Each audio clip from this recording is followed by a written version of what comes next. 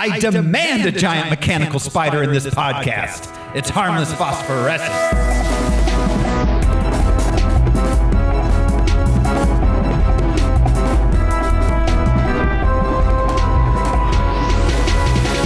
Hello, everyone. This is your host, Throw Smiley, and my nipples shoot fire. Who's joining me this week?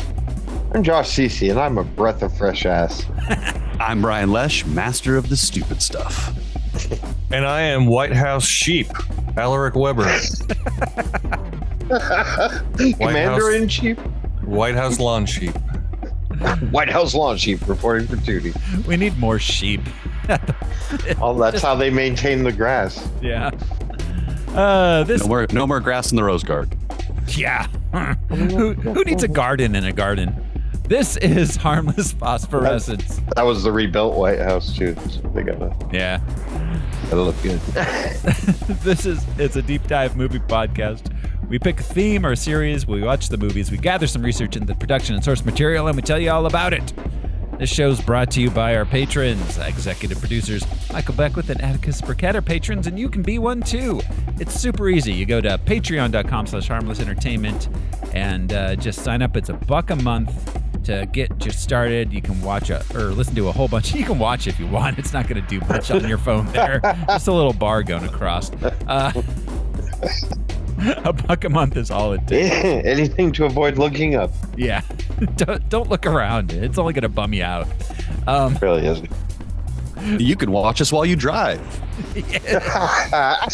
Watch the podcast while you drive. It'll be great. Don't you mean listening to a podcast, sir? I was watching a podcast. I mean, please don't watch us while you drive. We are not liable for any accidents you cause. You also can't watch us. Yeah. Just say that, but so many podcasts have pivoted to like just being like YouTube shows that also just happen to have an audio component. Yes, absolutely. The biggest one, probably. Sure. Joe Rogan. Yeah. Well, yeah, but that's a TV show. He parlayed that into a TV show. Yeah, it's just a streaming TV show at this point. But patreon.com/harmlessentertainment. We just put up our most recent monthly movie. It was Clerks. It was fun. This week on Harmless Phosphorescence, we are in the midst of our mini-series on Westerns. We each pick a Western and we watch it. Last week, we did The Man Who Shot Liberty Valance. This week, we are watching Wild Wild West. Not getting enough lift. We need more speed. Gordy, that's a cliff. Yes, I know. That means the ground is going to end. Yes, I know. Gordon.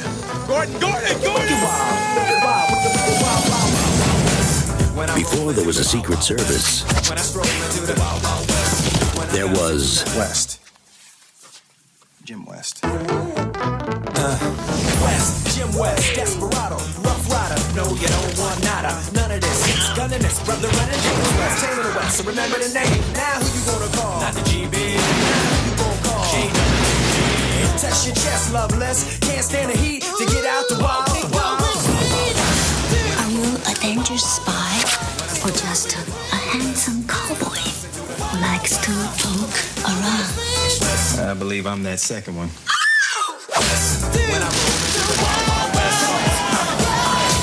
Gotta stick to what we each do best. From the director of Men in Black. Now what?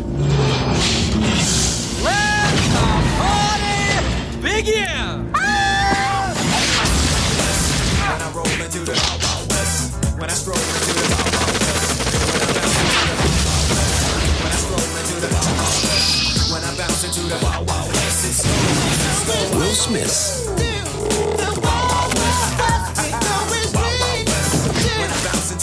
Kevin Kline. Bon voyage. I love this train. Kenneth Branagh. And Salma Hayek. And it's a whole new West.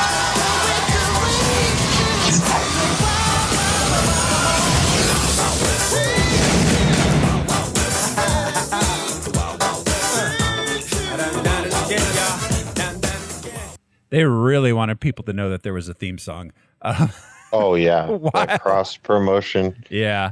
It's in his contract, sure, or it was. Oh yeah, absolutely. Because I guess the explainer song for "Pursuit of Happiness" wasn't quite as banging.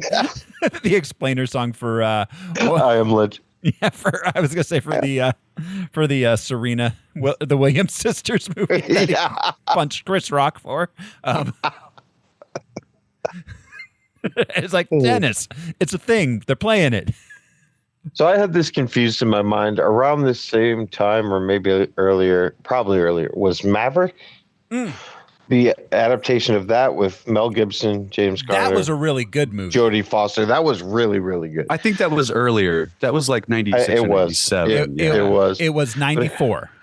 In my brain, 94. I was like, oh, wow, 94. Yeah, I remember because I went I went on a date to see it. Nice. That I loved, yeah. This I liked, actually. There was the things I liked about this outweighed the things I didn't, so that was enough. But anyways, yeah, Maverick. In my memory, I was like, no, this is really good. I remember this being a pretty good. I was wrong. Yeah, no, this was not good. This was terrible. Yeah. 11-year-old me was hanging on for dear life to the memory of this movie in my brain, watching it, going, this was good, right? At some point, this was really good. I mean, all it has are performances. Yeah. Everything is just, I mean, but like Kenneth Branagh. What the fuck? Kenneth Branagh. So, holy shit. And Ted Levine, with this weird ear thing. Like this is this is the first movie where I actually have a list of unanswered questions in like 3 years. Are they all steampunk related? No, but I didn't even bother with the technology questions. That good. Lord, that is what it is. Thank God. Yeah. Okay. Good. I was gonna say. Well, except for magnets, which is just how do they work? Yeah. It's just, we still don't know. There's no way to know. The president said it's just, and when they're wet, they don't work. It's the just insane clown Passy is on Trump the said job, that. though. They're figuring Trump said it out. magnets don't work. When they get wet, they stop working. Yeah. What? Boy said that. The fuck? Yeah, he also didn't know what groceries were, like the word. It's like it's a beautiful word. It's pretty. It's coming back. I hear it's coming back. I was like, groceries. Well, and he claimed to help bring it back. He's like, I helped bring the word groceries back into common usage. What? Right. Sorry to get on that tangent. Yeah. As in, we Anyways. can't afford our groceries. Yeah, exactly. Yeah, they're charming to him. It's like he saw on Sesame Street, like a brown paper bag, and it had like a baguette sticking out. And some vegetables. Like, And look how cute. Kermit was carrying it into his apartment. Yeah, it's like, it's fun. We're going back to the old days when we bought groceries. I'd love to go back to the old days when I could buy groceries. Yeah. Wild Wild West was released June 30th, 1999. Ooh. Running time of 106 minutes. This thing cost $170 million. That's more than episode 1, which came out the same year. This cost more than Phantom Menace? Yes. Did this cost more than The Matrix? Oh, almost assuredly. The Matrix was like twice as much. Yeah. Yeah. Yeah. This had huge producers. I mean, Will Smith was just the biggest name. Printed money. Yeah. Yeah. Well, and it made $222 million, which is technically more than the budget, but it is not in the realm of profitability. Well, and the marketing on this, Yeah, that's not a smash hit. No, it is not. It was not. It was considered a flop, and it's yeah. They didn't sell toys. There was no merchandising or anything. It was the song. Rough. Yep. The single. It killed the Will Smith big summer fun action movie as a genre. After this was his like third, Fourth of July opening, right, in a row. I don't know about in a row, but because Men in Black and Independence Day were 4th of July's, and I think this was that same weekend. It was 4th of July weekend. Yeah, but this began the sort of downslide to where, I'm sure he would claim he took more artistic roles, but yeah, he wasn't the draw anymore.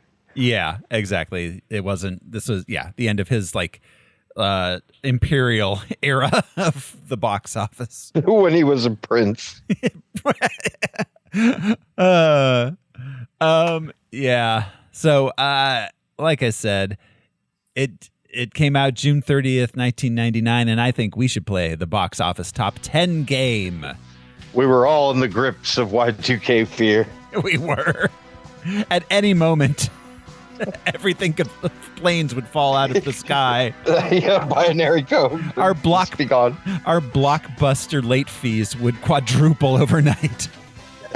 Instead of being erased. Like wouldn't they be erased because it's No. 1990 or 1901 again? Oh, they were like, don't worry, your permanent record is safe. They'll still know you failed, Jim. Yeah, it's written down. So this is the game where I will describe the top 10 movies of the week of June 30th, 1999. It's the 4th of July holiday weekend, 99, when the world was just learning about a little fella named Neo.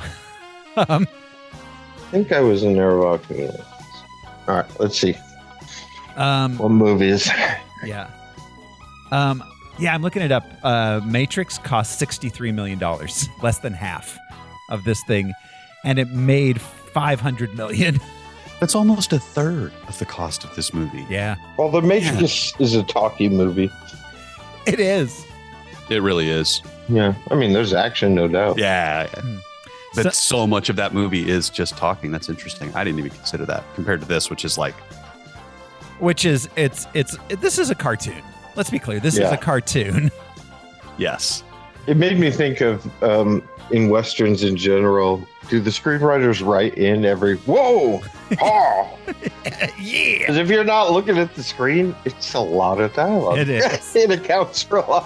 Whoa, hey, oh. Oh, I like to see type that out. I'm sorry. Some of the films not in the top 10 this week. We had Go, was Which we love. still hanging in there. Cruel Intentions was out. Ooh, sexy. Yeah. We've Doug's first movie. Wait, the Doug Funny cartoon? The cartoon. Yeah. Yeah. Oh, God. Yeah. Nope, just a movie about a guy named Doug. Which there should be. Because there are many Dougs in history. In The Good Place, isn't that Doug who got closest to it after a mushroom trip? Yeah. Let's see. Eddie Murphy and not Will Smith. Eddie Murphy and Martin Lawrence's Life was out. That has some Life. moments. Yeah. Analyze This. 10 Things I Hate About You. Run Lola, Run. Oh, wow. Matrix. Movies used to be fun. Yeah. The Matrix. Shakespeare in Love. At number 11, we have The Mummy. And at number 10 at the box office for the week of June 30th, 1999. London, 1895. Cabinet Minister Syl Churton and Bachelor Lord Goring are victims of scheming women. Let's see. We got ourselves in this movie let's see, Rupert Everett, Minnie Driver, and Kate Blanchett. It's very British. High tea. Basically, it's an ideal husband. All right. Yeah. Goring. Things your wife never said. Yes, Karnak. Making whoopee. At number 9 at the box office. A Set of Circumstances. Everything is. Everything is. Oh. I'd like to leave it at just that. This movie is about A set of circumstances. Some characters woke up and some things happened. Yep, they found themselves in a set of circumstances. Yeah, well, no, I guess even sleeping, those are the circumstances. You're asleep. I'm going to get extremely specific while leaving out anything that's going to in any way help you identify this film. A set of circumstances makes Anna fall in love with William. Anna's a famous actress and William owns a bookstore.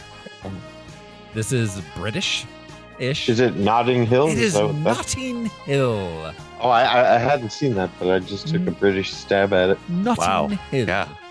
Yes, Julia Roberts and Hugh Grant. Yep. Those are the two reasons why I never saw it. The biggest mouths in movie history. I love Hugh Grant. I've never had a use for Julia Roberts. Yeah, I don't know what she's for. Yet Eric Roberts is a gift.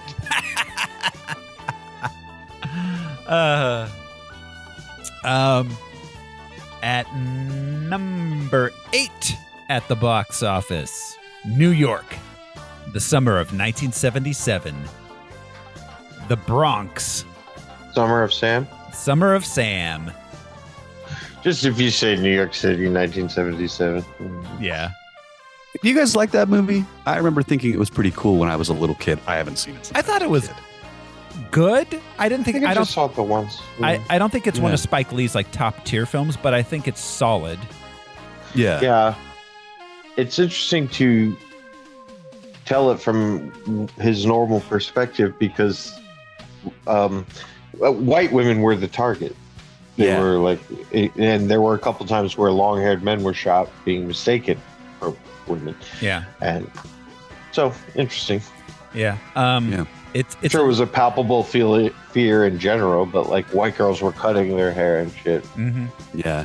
It's a little more John Leguizamo than I generally enjoy, but he's not. I like him. He's not doing too much. Well, that's I went back like, and watched Zodiac, and it was in the back of my mind going, I should watch Summer of Sam for some reason. Zodiac's a way better movie than Summer of Sam, but But yeah, it reminded me that Summer of Sam existed. Yeah. Yeah. And again, that has nothing to do but with the Son of Sam killer. Yeah. The vibe that was created. Yeah. At number 7 at the box office this week, a villain is back, and he's invented a time machine. I just kind of want to leave it at that, honestly. Villain is. This is Austin Powers. Which one? Well, the second one. The Spy Who Shagged Me. The Spy Who Shagged Me. Yes, indeed. The Spy Who Shagged Me. Yeah. And that's an awesome time machine. Just a spinning wheel. Yeah. Number 6 at the box office this week. When the child of a well-known and well-respected base commander is murdered. This is a good movie, actually. The General's Daughter. Yeah, starring Travolta. And isn't Sam Jackson in this?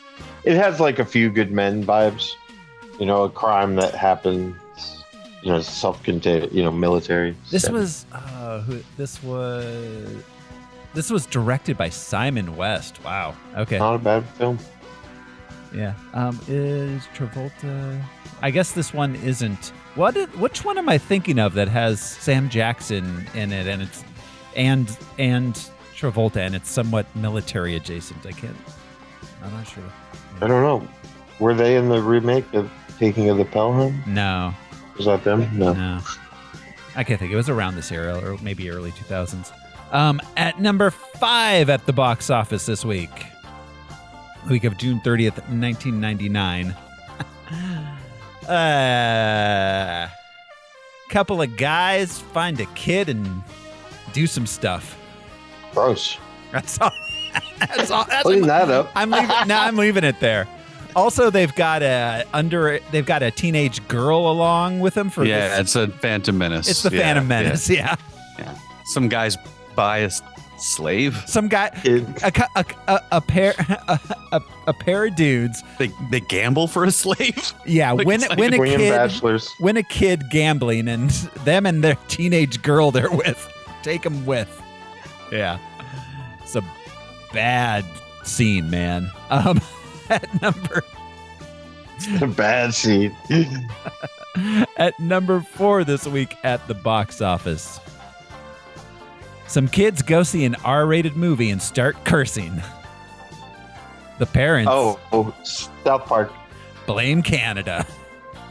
Yep. Yep. That's South where they Park. learned how to swear. Bigger, That's longer, right. and uncut. Timely with what's happening. 99.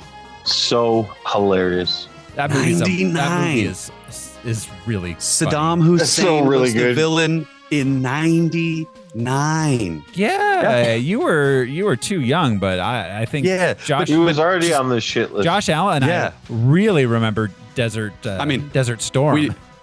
We didn't go to Iraq because of 9/11.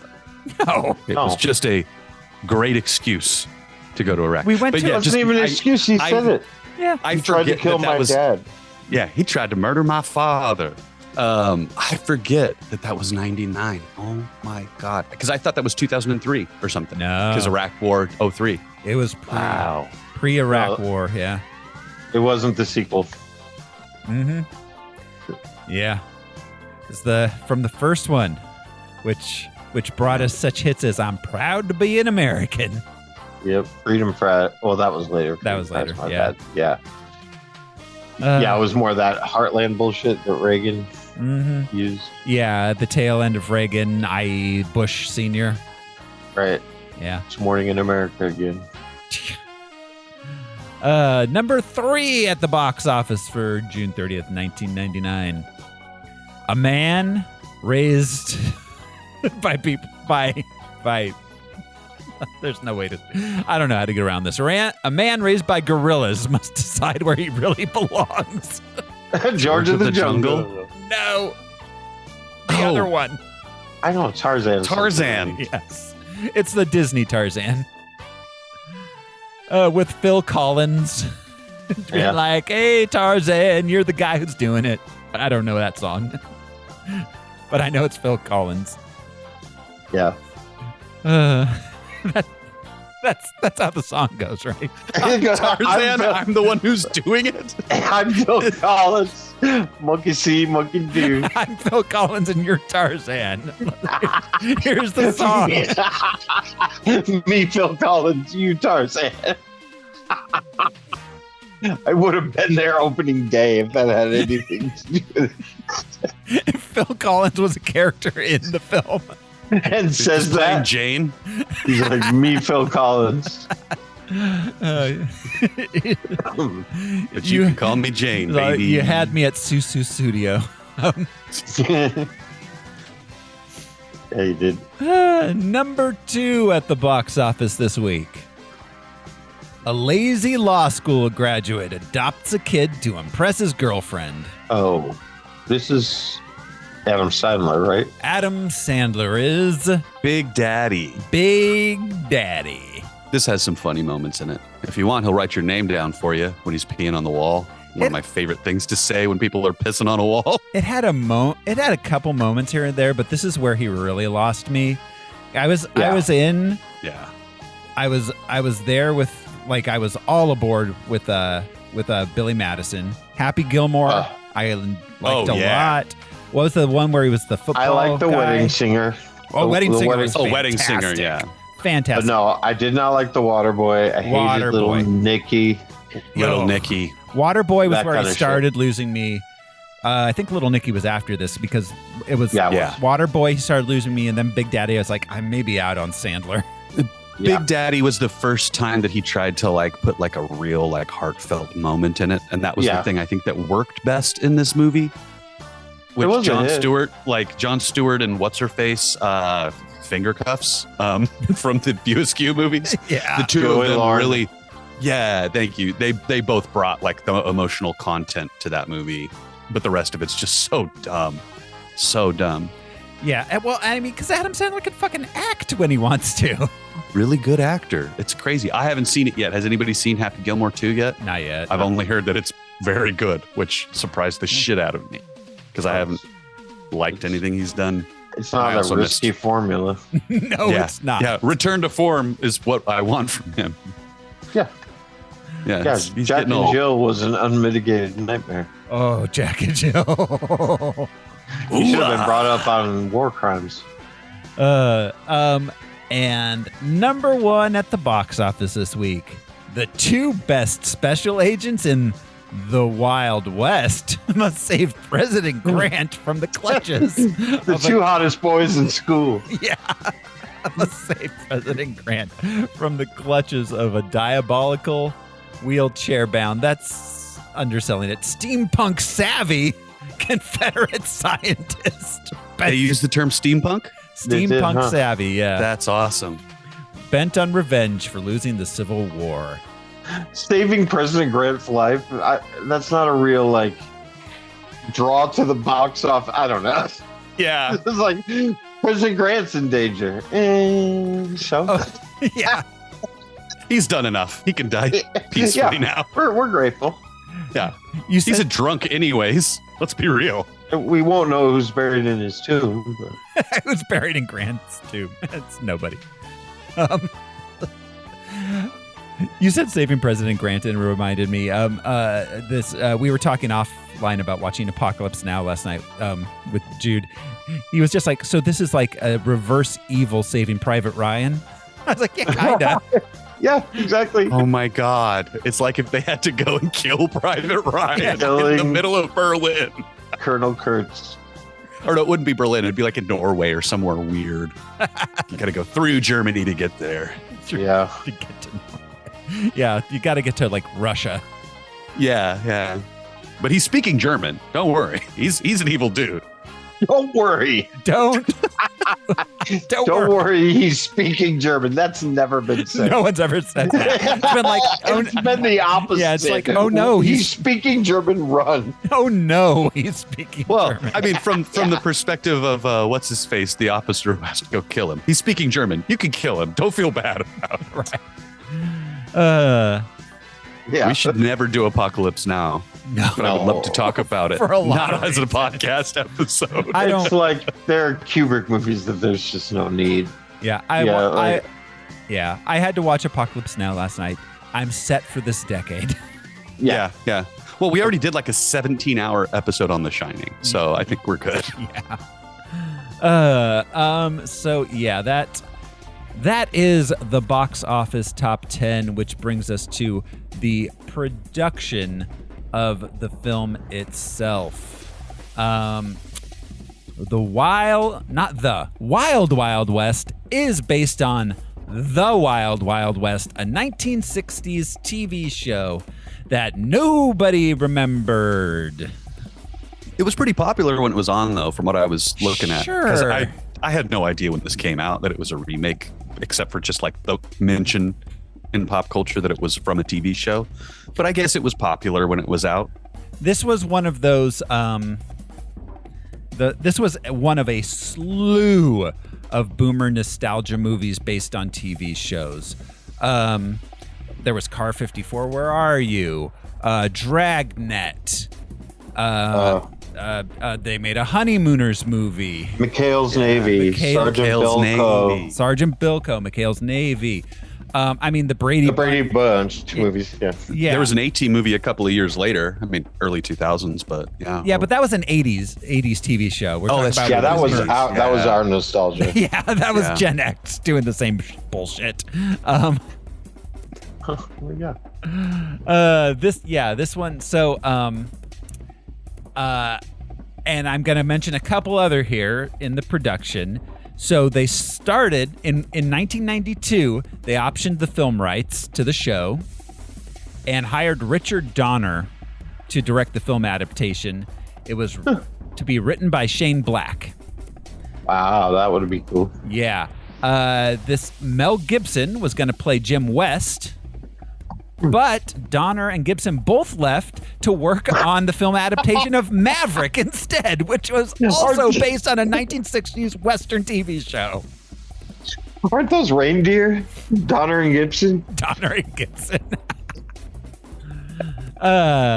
So yeah, they left Wild West to make Maverick.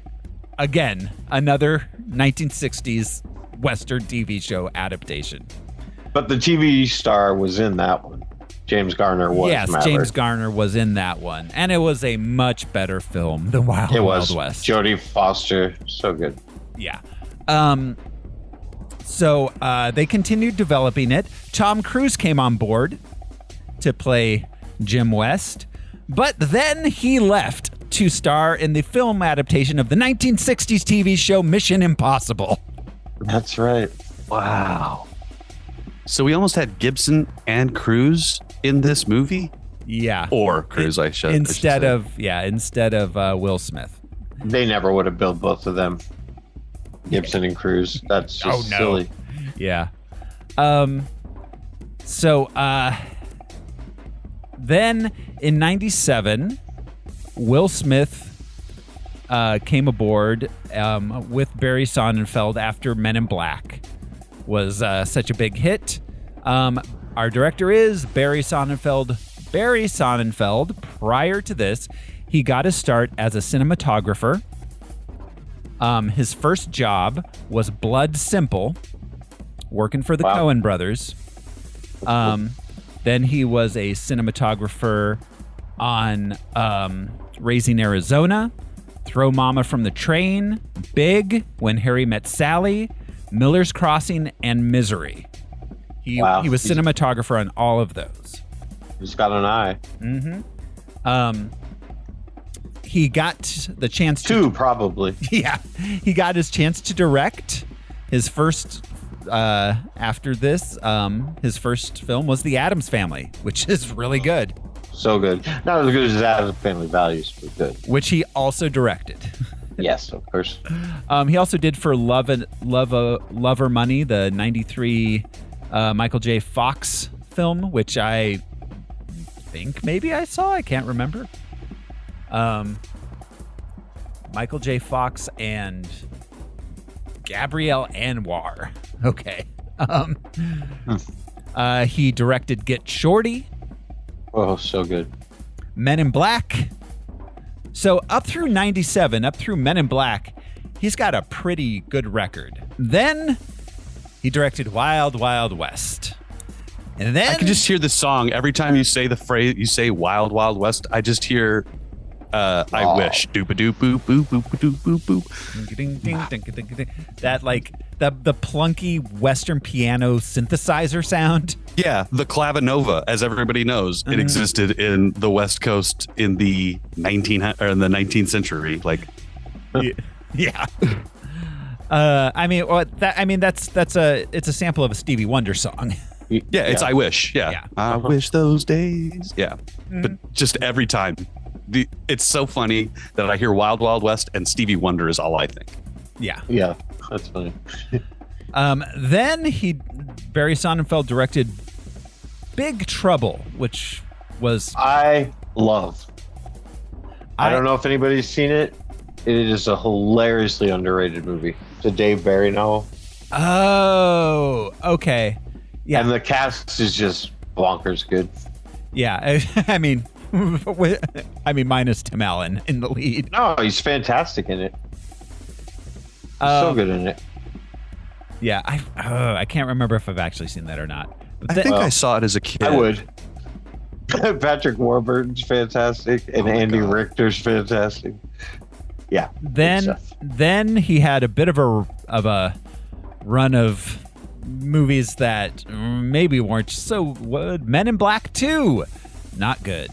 RV, the Robin Williams like PG rated family comedy. Road trip movie, yeah. Men in Black 3, and his last film was 2016's 9 Lives, which, yes, is about a cat. It seems to be business dad. He either becomes a cat or gets a cat. I'm not sure. I'm not going to look it up. It stars Kevin Spacey. So weird. Yeah. He's produced a lot of stuff, including a bunch of TV. The screenplay, we have 6 writers credited on this, which is always there's there is an algorithm where where the inverse of the number of writers is directly related to the quality of the product. We've seen it over and over. The more writers, the shittier. It's one industry. Proportional. Yes, thank you, Al. Thank you. Yeah. So just TV's the exception. Comedy and TV, the bigger the room, oftentimes yeah, you get a better outcome. That is, but that's more like there's a writer's room. They spitball, and then one of the writers takes all of that and actually writes the script. Is how that usually happens. It's one. Okay, sorry. Yeah, I was going to say, whereas this, a writer or a team or a writing team writes it, then they give it to another one who rewrites it, then they give it to another one who rewrites it. Yeah, this is like sorry, go ahead. Oh, go ahead, Josh. No, it's just one industry that seems to that it's a detriment when more hands are on deck. Yeah, well, do you know what I mean? Almost any other career, it's like, I could use some help. That would be great. Yeah, well, and movie scripts seem to be like, it's like we took the appendix from this one, and then the small intestine from this one, and then another appendix from this one, and now we've got 3 appendixes and a gallbladder and no stomach. We're making a movie. You're like, what the fuck are you doing? Exactly. You end up with a weird Frankenstein script, and this happens all the time. Our first writers, Jim and John Thomas, pair of brothers or husbands, I don't know. I don't care. Our first ones, 2 dudes. Yeah, two dudes. There are a couple of dudes out writing scripts. They wrote Predator, Predator 2, Executive Decision, Behind Enemy Lines, Hard Time on Planet Earth, which was a TV show. Not exactly lightweights. Yeah. So that was our first writing team. Then coming on board, we've got Peter S. Seaman and Jeffrey Price, our second writing team. They have writing Excuse credit. me, what was his name again? Jeffrey Price and Peter S. Seaman. I don't give a fuck about Jeffrey. How's it spelled? How's it spelled? What's his name? Jeff? No, the other one. SEA man. Seaman. Okay. It's S. Seaman, please. Yeah, Peter S. Seaman. In Spanish. They're a writing team behind Who Framed Roger Rabbit. Wow. Everybody's favorite Christmas movie, How the Grinch Stole Christmas 2000, the one with Jim Carrey. Thanks. Yeah, and Shrek the Third. Which is still good. I mean, the third, I hate to say that, but the third Shrek movie is pretty good. Which is the third best Shrek movie. Yeah. They're all good. And there's nothing wrong with best 3. Lethal Weapon movie. All right. Yeah. Then we've got Brent Maddock. Let's see. He wrote Short Circuit. Batteries not included. Short Circuit 2. Lots of robot movies. Yeah. Okay, if he also wrote spider movies, I'm going to be so pissed. He's going to be like, arachnophobia. Tremors. Wow, Tremors. Good for him. The Land Before... Oh, no, he did not. He was a story consultant on The Land Before Time. Oh, he wrote Ghost Dad, the Bill Cosby movie. Oh, my God. Those Land Before Time movies are way sadder than they have any fucking right to be. Oh, yeah. Oh, the first one? Yeah. Yeah. There's like 75 Bambi. of them. Yeah, truly. There are so many. Ghost Dad spawned one of my favorite background jokes in Scream 3. They have a poster up called for a fake movie called Where Dad, which makes me believe he turns into a dad during the full moon. Yep. He's aware, Dad. Let's see. They wrote when the mood is full, he just lights the grill up. He doesn't ask any. Yeah. And then he gets annoyed. Like, I said, did you want cheese? I don't even know what you're doing, Dad. Starts just yelling at people. Hold the flashlight still. Smack. Like, oh, every time there's a full moon, we have to work on the carburetor. He also wrote Tremors 2, Still trembling. Tremors 3, the 2003 Tremors television series pilot, and Tremors 4. Oh, I fuck with this guy hardcore now. I'm a big fan of Tremors. So Let's go. Was he a personal friend of Michael Gross? Like, dude, I need Seriously. another. Please. Dude, it's time to Tremor again. It's like, I found another patch of rocks in the desert we can ride around. The Family Ties movie keeps falling through. And then our final one is Wait, is that a remake that they're going to cast Tom Cruise in, or As the Alex Ties P. remake? and our final one is S.S. Wilson, who was Brent Maddox's writing partner, who has a lot of the same credits. Short Circuits, Batteries Not Included, Ghost Dad, Tremors. They were writing partners. Who added the spider? That Peters. would have been John Peters. John Peters is our producer, and we first talked about him when we discussed, let's see, what was our first movie? Had to with be him? more than one. Yeah, 1989's Batman. he was a prolific producer. He was the producer of Batman. He, for years, wanted a giant mechanical spider in a movie. That was his thing. In fact, the first time I ever saw Kevin Smith do his one-man type stuff was the first DVD, An Evening with Kevin Smith. Mm-hmm. And he talks about meeting with John Peters because Kevin had been approached to write Superman many, many times. And he said he had this meeting with John Peters and he just would not shut up about the spider. Like, I want to see Cal fight a spider. There needs to be a giant spider that attacks the Fortress of Solitude. And Kevin's like, at first he's like, yeah, I mean, a giant spider, sure. It's easy to write into a comic book. But John was obsessed. Yeah. And so he finally got it. He had been trying for years. He wanted it in Batman. He wanted it in Superman. Wasn't it an alien spider too? Jeremy was telling me about it yesterday. I've only seen snippets of the Kevin Smith. Well, that might have been how Kevin would have written it, but dude just wanted a mechanical spider, and mechanical was key. A giant mechanical spider. Right. So John, not like old bug movies. John, it's just a big spider. Yeah. John Peters famously produced A Star Is Born, and in that, while making that film, ended up marrying Barbara Streisand. He was the basis of the character Warren Beatty played in Shampoo, and he was portrayed directly by Bradley Cooper in Licorice Pizza. Oh fuck, he's the guy from Licorice Pizza. That's John Peters. Yeah, he was a crazy coked out 70s producer dude.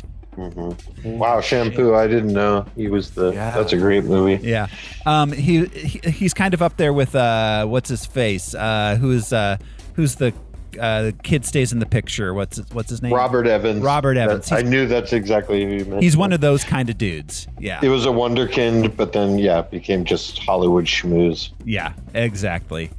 But I mean, he's been connected with Warner Brothers mostly like for years, so he has producing credits on all like the Batman and Superman movies, as well as like a ton of other like movies that are great movies that like American Werewolf in London, Caddyshack, Rain Man, Clue, Color Purple, Inner Space. Wow, I used to love that movie when I was a kid. So good. Didn't he team up with a dude named Gruber? Yeah. Peters Gruber. Yeah. They produced a lot of these films together, but not Wild Wild West. That is just a John Peters joint. He was like, I'm getting the spider. I have to take it all myself. I gotta take it all 8 legs. All 8 legs. It blew the lower half of my body off. Yeah. God. So, when they were writing this, so originally George Clooney was supposed to play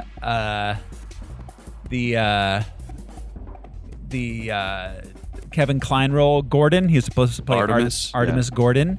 He signed on after dropping out of Jack Frost, which Jesus.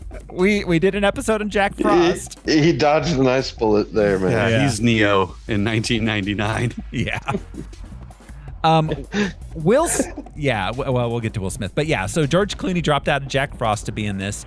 But then, after being rewritten by a new team of... So Wilson and Maddox's script was the original script. When George Clooney came on board, they rewrote it to make the role fit George Clooney. But ultimately, what he very politely said... I would damage this project by trying to retrofit the role to me. So Good for him for being self-aware. But what that really means is like the script is dog shit and I don't want to do it. Well, of course, but thank goodness he didn't do it. But also, Kevin Kline is handsome. Yeah. But he's not like, George Clooney, Leonardo, Brad Pitt. I don't know. He wouldn't have been able to pull it off. There's so much credibility that he lends to the scienceness of it. With Clooney and Will Smith, it would have been like they're both like the stars. Like they're both the big stars of the film. And I don't believe that one of them is nerdier than the other. No, not at all. Anyway, so he left. And at that point they brought in Kevin Kline. So Will Smith, of course, stars as Jim West. He stars as Will Smith with a name of the character. He's a captain. Give him his due. Captain James West. That's right, Captain West. So we have, of course, talked about Will Smith before on this show. What was the movie where he was with Charlize Theron and he was an alien? Hancock. Mm-hmm. Plus, we did Independence Day. Plus Independence Day. Spoiler alert. He's what? He's an angel. Oh, that's right. An angel in Hancock. He was also in the original Suicide Squad, so we did that. Suicide Squad. We've done Will Smith Deathstroke a few times. Yeah. But he passed on The Matrix in order to make this movie. Who was he going to be in The Matrix? Neo. Oh, I'm glad they had him in mind. Yeah. Yep. Visually, I can see it. But. Yeah, they're just such different actors. They bring such different energy. He has like a pent up kind of energy thing where Keanu is so laid back and like aloof. Mm. And he has a sincere dopiness to him. Keanu. Yeah. And it sort of lends sincerity. Yeah. Yeah. Yeah. It's I struggle to see him in the role of Neo, but I'm sure it would have worked fine if they had. You know what though? Keanu is James West. Now that would have been an interesting movie. Nope. Fucking Point Break all up in this bitch. Yeah. Johnny Utah going out to Promontory Point. It truly. It's like I'm a rail splitter. That's why I'm Johnny Utah. This really did mark the end of Will Smith's box office and Kevin rule. Kline's. Yeah. This is the last thing that Kevin Kline did that I remember for almost a decade. Because I liked him in Orange County, but that was around this same time. Yeah. Yeah. Forgot about Orange County. But he's another guy that I think he just went to raise his kids. Yeah. He got his Oscar, so he was happy. Oh yes, good career. He's got Phoebe Cates at home. Yeah. Who's good? Yeah. Oh my exactly. God, he's married to Phoebe Cates. Yeah, dude's Since doing the okay. Dude's I knew doing he was my okay. hero for a reason. And they both look fantastic. They both look exactly like they did. Yeah. Dave is still one of the funniest movies ever made to me. Oh, Dave's Oh, such Fish a dumb, Called Such a Wanda. dumb movie. Oh, Fish yeah. Called Wanda. You're gonna. You're the Bulgarian fuck. That's where he got his Oscar, right? That was the one. Yeah. I think so. Yeah. Best supporting actor. Also, Chimps can't read Nietzsche. Yes, they can, Otto. They just don't understand it. They just don't understand. God damn. We did that movie, right? No. No? we did not. We Ant did Were not. Fierce Creatures. Oh my God. Yeah. Okay. So Will Smith. Just a note. He to do Hancock. He passed on the lead in Inception. So Will Smith's track record of passing on things to do. You know what, though? That fame is resilient. His level of fame is so resilient. That's how strong. He's talented. I mean, Yeah, he's good at what he does. Charismatic. He's good at what he does, though. These days, it's like He's boring. it's looking a little sad. Like, do you guys see like the two salads rap? Yeah, the two salads rap, or his new hit single "Girls," which is like, No. oh Bro, Read you need the a song room. called Women. no, You Google that 50-something. because it is sad. Oh no. Okay. It's like it's like a 90s style like Fresh Prince bop, and he's like, I love girls. Oh my God. no. Oh, he fucked himself. Yeah. Yeah. Like Chris Rock said, my parents taught me never to fight in front of white people. Yep. Yep. Yeah, no, I don't want to get into litigating that whole thing, but it was it was a career killer. Yeah, and that's a white person's domain, whether we like it or not. Yeah. That Kodak Theater or whatever they still. Yes. Like you got up in the wrong house, buddy. Yeah. Exactly. You can that's You can do that shit at the Grammys. the level And pardon me for saying the BET Awards. oh no. The level of bad Oh no, he said. Yeah, there have never been fights at the BET Awards. Never. never I made that up. there's never been a weave torn out at the BET Awards ever once. Never a shooting.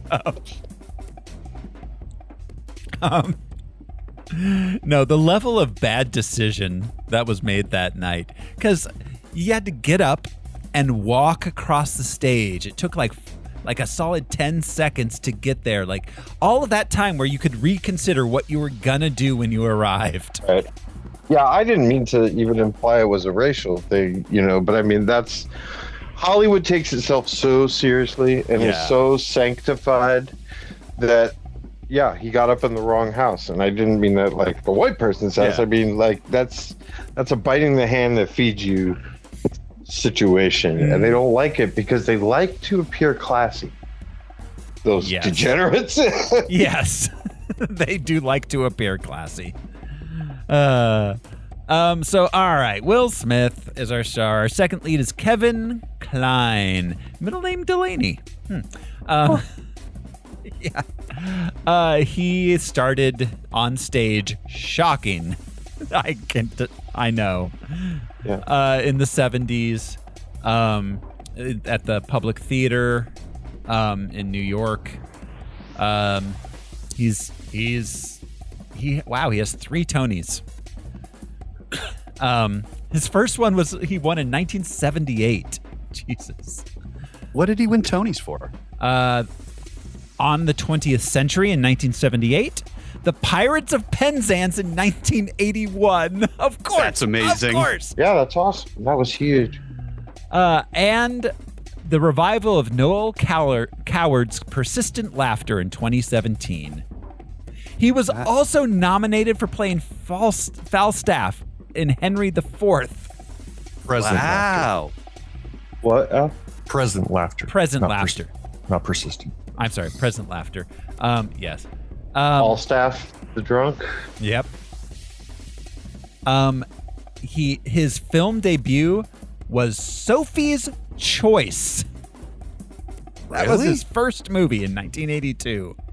Yep, Sophie's I remember him Choice. first in The Big Chill because, of course, I was subjected to The Big Chill. Right. The Yep. Big Chill was probably what I know. I forgot he's in that cast. Yeah. That was my introduction to him for sure. But like we said, Fish Called Wanda, he got his Oscar for that. Silverado, I watched a lot as a yeah. kid. Speaking of Good westerns, yeah. That's a great Western. That's a great modern Western. That's probably why he got snagged for this, actually. That makes sense. I forgot about Silverado. Yeah. Of course, we mentioned Dave, In and Out. In and Out is so good. If you've never seen The Frank Oz, pretending to be gay. well, they think he's gay. Yeah. Like, Matt Dillon accepts an Oscar, and he's just like, because this teacher had the strength to be who he was, and he's watching this acceptance speech with his wife. Yeah. Yeah. And the whole, the twist at the end is like, okay, I really am gay. Yeah, that's where it was. Yeah. Exactly. He was also in a Pirates of Penzance film that came out in 1983. I did not know that existed. really? Yeah. Oh, that might have to go on the podcast at some point. There's a Pirates of Penzance movie. Yeah. Musicals would be a great theme. That's Oh my I God. love musicals. I can almost guarantee we'll be doing it at some point if we continue with the theme. Yeah. I Love You to Death. I remember that one. Where that movie's crazy. Have you guys seen I Love You to Death? Oh my God, I love it. I forgot all about that movie. He basically plays like he plays. Damn, that's good. He plays an Italian chef on the level of the guy on the pizza box. Yeah. Basically like, hey, it's me, Kevin Smith. Let's save the princess. Like the Anakin Skywalker movie where he played an Italian pizza guy? That level of Italian pizza guy, yeah. Have you guys seen that? Is River Phoenix in that? Yes, River Phoenix, Yeah. Tracy Ullman. Yes. Oh my God. It's such a good movie. Oh my God. I'm so I glad literally you added it reminded to my me list. of that. Yeah. I forgot all about it. I Love You to Death. The movie is crazy. Yeah. But Soap Dish, that movie is... Oh, Soap Dish is brilliant. Yeah. Holy shit. Yeah, Robert Downey Man, Kevin Jr. Kline has like a sleeper career. French Kiss. That movie was not great. It's a Meg Ryan 90s rom-com, but he plays a French guy that she falls in love with instead of her. Yeah. I think Timothy Hutton plays her American husband. It's the same thing. If you are about to marry Meg Ryan in the 90s, you're fucked because she's going to leave you for some dude she barely knows. Her Dennis Quaid. Yeah. Yeah. So, his most recent film, I don't want to say appearance, but his most recent film role was the Bob's Burger movie in 19. Oh yeah, he's Mr. 2020. Fishoder. He's He's Mr. their Fish. landlord. Yep. I forgot. Yes, It's like he's his regular. great in that. Yeah, that's his regular gig. He's so good. Yeah. God, Bob's Burgers one of those shows that I always forget about. Has secretly been on for 15 years.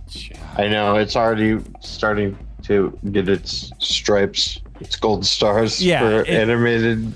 Yeah, it's now like it's funny. It's now fun. like in the Simpsons, South Park, King of the Hill level of like longevity.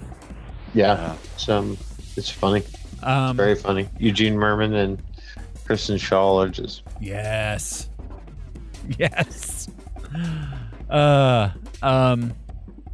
And fucking what's his face? Archer as Tina. H. John Benjamin. yeah. John Benjamin. Yeah. As Tina. No, he's not Tina. He's Bob. He's Bob. He's Bob. Dan Mintz, comedian Dan Mintz is Tina. Yes. Yeah. Tina. And also Linda is a male. I can't Just remember. everyone. Every character in that show is hilarious. Uh-huh. And they're all, for the majority, comedians or Yeah. comic actors and stuff. It's a who's who. It's become like almost a Mad Magazine thing, it feels like. Truly a broad cast of comics. Oh, yeah. too. Everyone's been on it. Yeah. Tina Fey, Yeah. Yes. all the way down, all Yeah, kinds. it's like Sam Cedar is on that shit. Which is Old crazy. comics that people don't, George Wallace, who is Yeah. my favorites of all time, but he just never got work. Yeah, it's a good show. Bob's Burgers. Yeah, great show. Kenneth Branagh plays Dr. Arliss Lovelace. He's Irish? I thought he was British. I mean, it's Belfast, so I guess technically British, but I thought he was like English. Oh man, you get your car blown up for that. Yeah, I know. I guess Branagh. That's a good Irish name, isn't it? Branagh. But he of course started in shocking stage in Britain in the 70s. Oh my God, in 1980. Okay, he was part of the Royal Academy of Dramatic Art in London. And in 1980, he performed Hamlet's soliloquy for Queen Elizabeth II. That's the most British thing I have ever heard.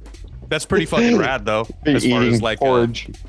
Getting your like acclaim as a British actor. Like I did the most famous monologue to the Queen. We have talked about him again. Thor. He directed Thor. He's a director. Yeah. He loves gourds, man. He does. He's the gourd dude. He's a versatile and talented man. He really is. His first film role was Chariots of Fire. Yeah. Mm-hmm. He was at the Royal Academy. He acted on stage with Jonathan Pryce, Alan Rickman, Bruce Payne. Jesus. Like the next generation of those old British actor. Yeah. The new Peter O'Toole and what's his face? Richard Burton, James Mason, Olivier. Yeah. Emma Thompson, of course, who he starred in with Look Back in Anger. Look Back in Anger. Then in 1991, his directorial debut was Dead Again with Emma Thompson, Andy Garcia. You guys, that movie wasn't bad. Yeah, I remember it vaguely. Yeah. He is not a Southern Confederate in general. He had that though. Well, he had a Louisiana French sort of accent. Mm-hmm. Yep. I like that his name is Loveless and he's legless. That's right. He is based on a character from the TV show. Many of these characters were based on the characters from the TV show. I would hope so. Selma Hayek's boobs play Rita Escobar. They sure do.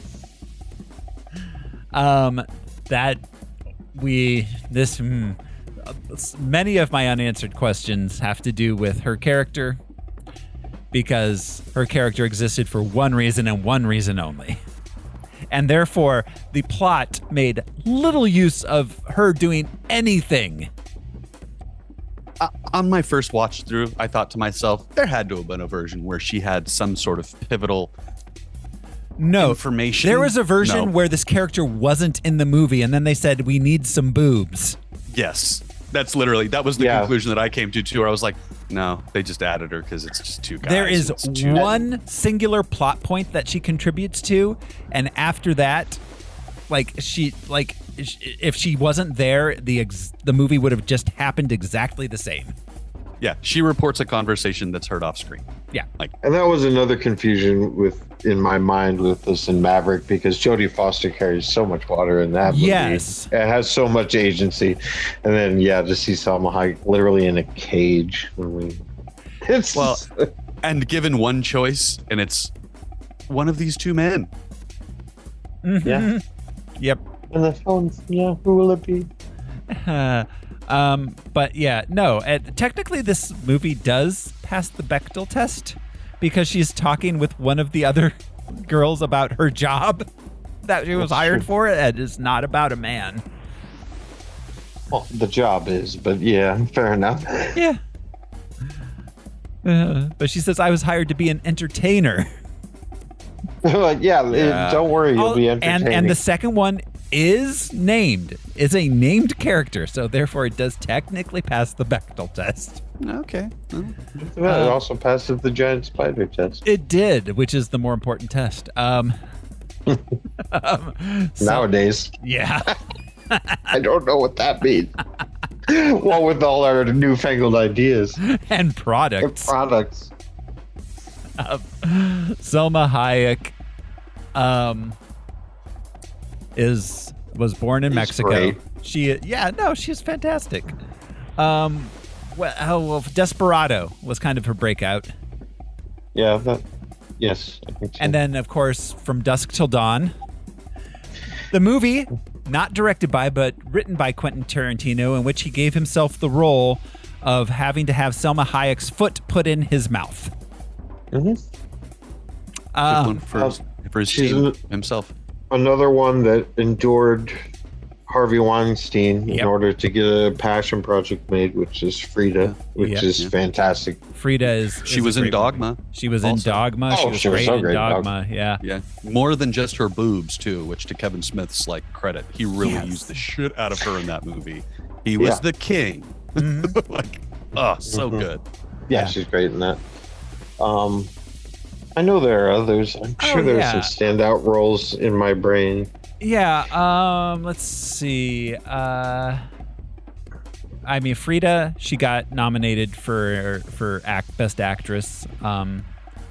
Let's see. After the Sunset, she was in the Grown Ups franchise. Sausage Party.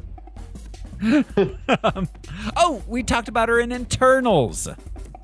Oh yeah, she's the mom Eternals. character of the whole gang. I wish it was Internals. Where are they? They're inside you. I feel it. Yeah, she's fantastic. Then Ted Levine as General Bloodbath McGrath. That's a good character. Yeah, and Ted Levine is a great actor. He was Buffalo Bill in Silence of the Lambs. Did you poke me? What are you, like a size 12? He puts the lotion. Yeah, he was. He's all body care is very important. Let's see, Memoirs of a Geisha, Shutter Island. He's a character actor for the most part. Mm-hmm. Those are his big roles. He pops up a lot. 2 years before this, he was in Flubber, the Robin Williams. I think Brian had mentioned but Monk. He was on every season of Monk. Yeah. Yes, he was in The Fast and the Furious. He played Sergeant Tanner, everyone's favorite character. I'm guessing he was furious more than fast. Yeah. Yes. That's his speed is more furious than fast. Yeah. It's like, these guys are furious. These guys are fast. He is like the quintessential barking background actor. Yeah. Mm-hmm. Like he can't speak normally. Like, whoa, all right. There was this, I think 90s or maybe early 2000s horror movie called Joyride. About these kids who are truck driver. Yeah, he's the candy cane. That's right. I forgot about that movie. Yeah. Woo. I saw that in theaters. I'm pretty sure. It was fun. That was early 2000s, wasn't that? Yeah, that's what I said. I thought early 2000s. It was not the 90s, but yeah, about the kids fucking on the CB radio. Yeah. As Coleman, the train engineer, M. Emmett Walsh. The Jerk is probably the first thing I saw him in. Yeah. He's not Carnival Personnel. He's not Carnival Personnel. He's a sniper, mass killer, but he won't disobey his side. Yeah. He was the lead in the Coen's Blood Simple, which is, I believe, how he became acquainted with Barry Sonnenfeld, because Barry Sonnenfeld was cinematographer on Blood Simple. Little Big Man. God. Oh yeah, that's a good one. I think that's where I recognize him from most. That's cool. He was great in that. He was Critters. What's Up, Doc? Serpico, Ordinary People. Like he's like in so many. He was in Back to School. Yeah. He was in Raising Arizona, Romeo plus Juliet, My Best Friend's Wedding. He was in Knives Out. He was a voice in The Iron Giant. Like he's one of those, like, He worked until the day he died. Yeah, and he's not quite like a character actor, but he kind of is. Right, but you're right. He's gotten roles. Yeah. More than just character actor. Like I said, Righteous Gemstones, I think was the last time I saw him on screen. Yeah. Yeah, his He's still just as Emmett Walshy. Yeah. He has a film coming out this year called Green and Gold, released posthumously. He died in March 2024. Is that like a what's that school? Notre Dame? No, it looks like it's a baseball movie starring Coach. What's his face? Craig T. Nelson. Oh, no. Nope. Never mind. It's about the Packers. Oh. Green and Gold. Green and Gold. Yeah. Oh, Craig T. Nelson bets on the Packers to save his farm. Idiot. Ew. Ugh. It was shot in Door County in Green Bay. Yep. Door County is also known as wine country. The wine country of Wisconsin. Like with an H? No. Well. But there's good grapes up there. It's where they it's where people go to like get away for the weekend. Bai Ling plays a racist caricature called Miss Maylie East. Maylie East. East meets West. Yes. But just for that pun. Yeah, she's good. We saw her in The Crow. Yeah. And I will say it's the late 90s, so we've got like a Dutch gal, a German gal, a Russian gal, and then the token Asian, Chinese, possibly Japanese. Right, but the others all had pun names about their job. Her pun name was about her origin, ethnicity. Yeah.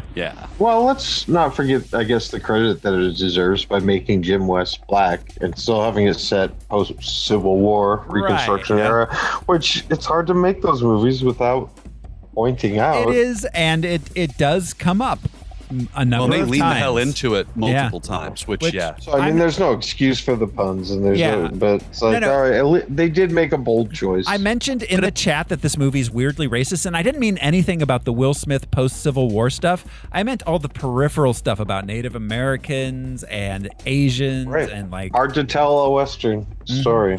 Yep. Well, it doesn't have humor that's dissimilar to like Austin Powers, but because the era of time that it's placed in, it's like rough and tumble with the subject, you know? Yeah. So like our and the West was a melting pot, but pop culture refused to show it that way. So it's funny. I was like, it's hard to tell a Western story, but those have been contrived Hollywood stories. Where, you know, the Chinese laundry,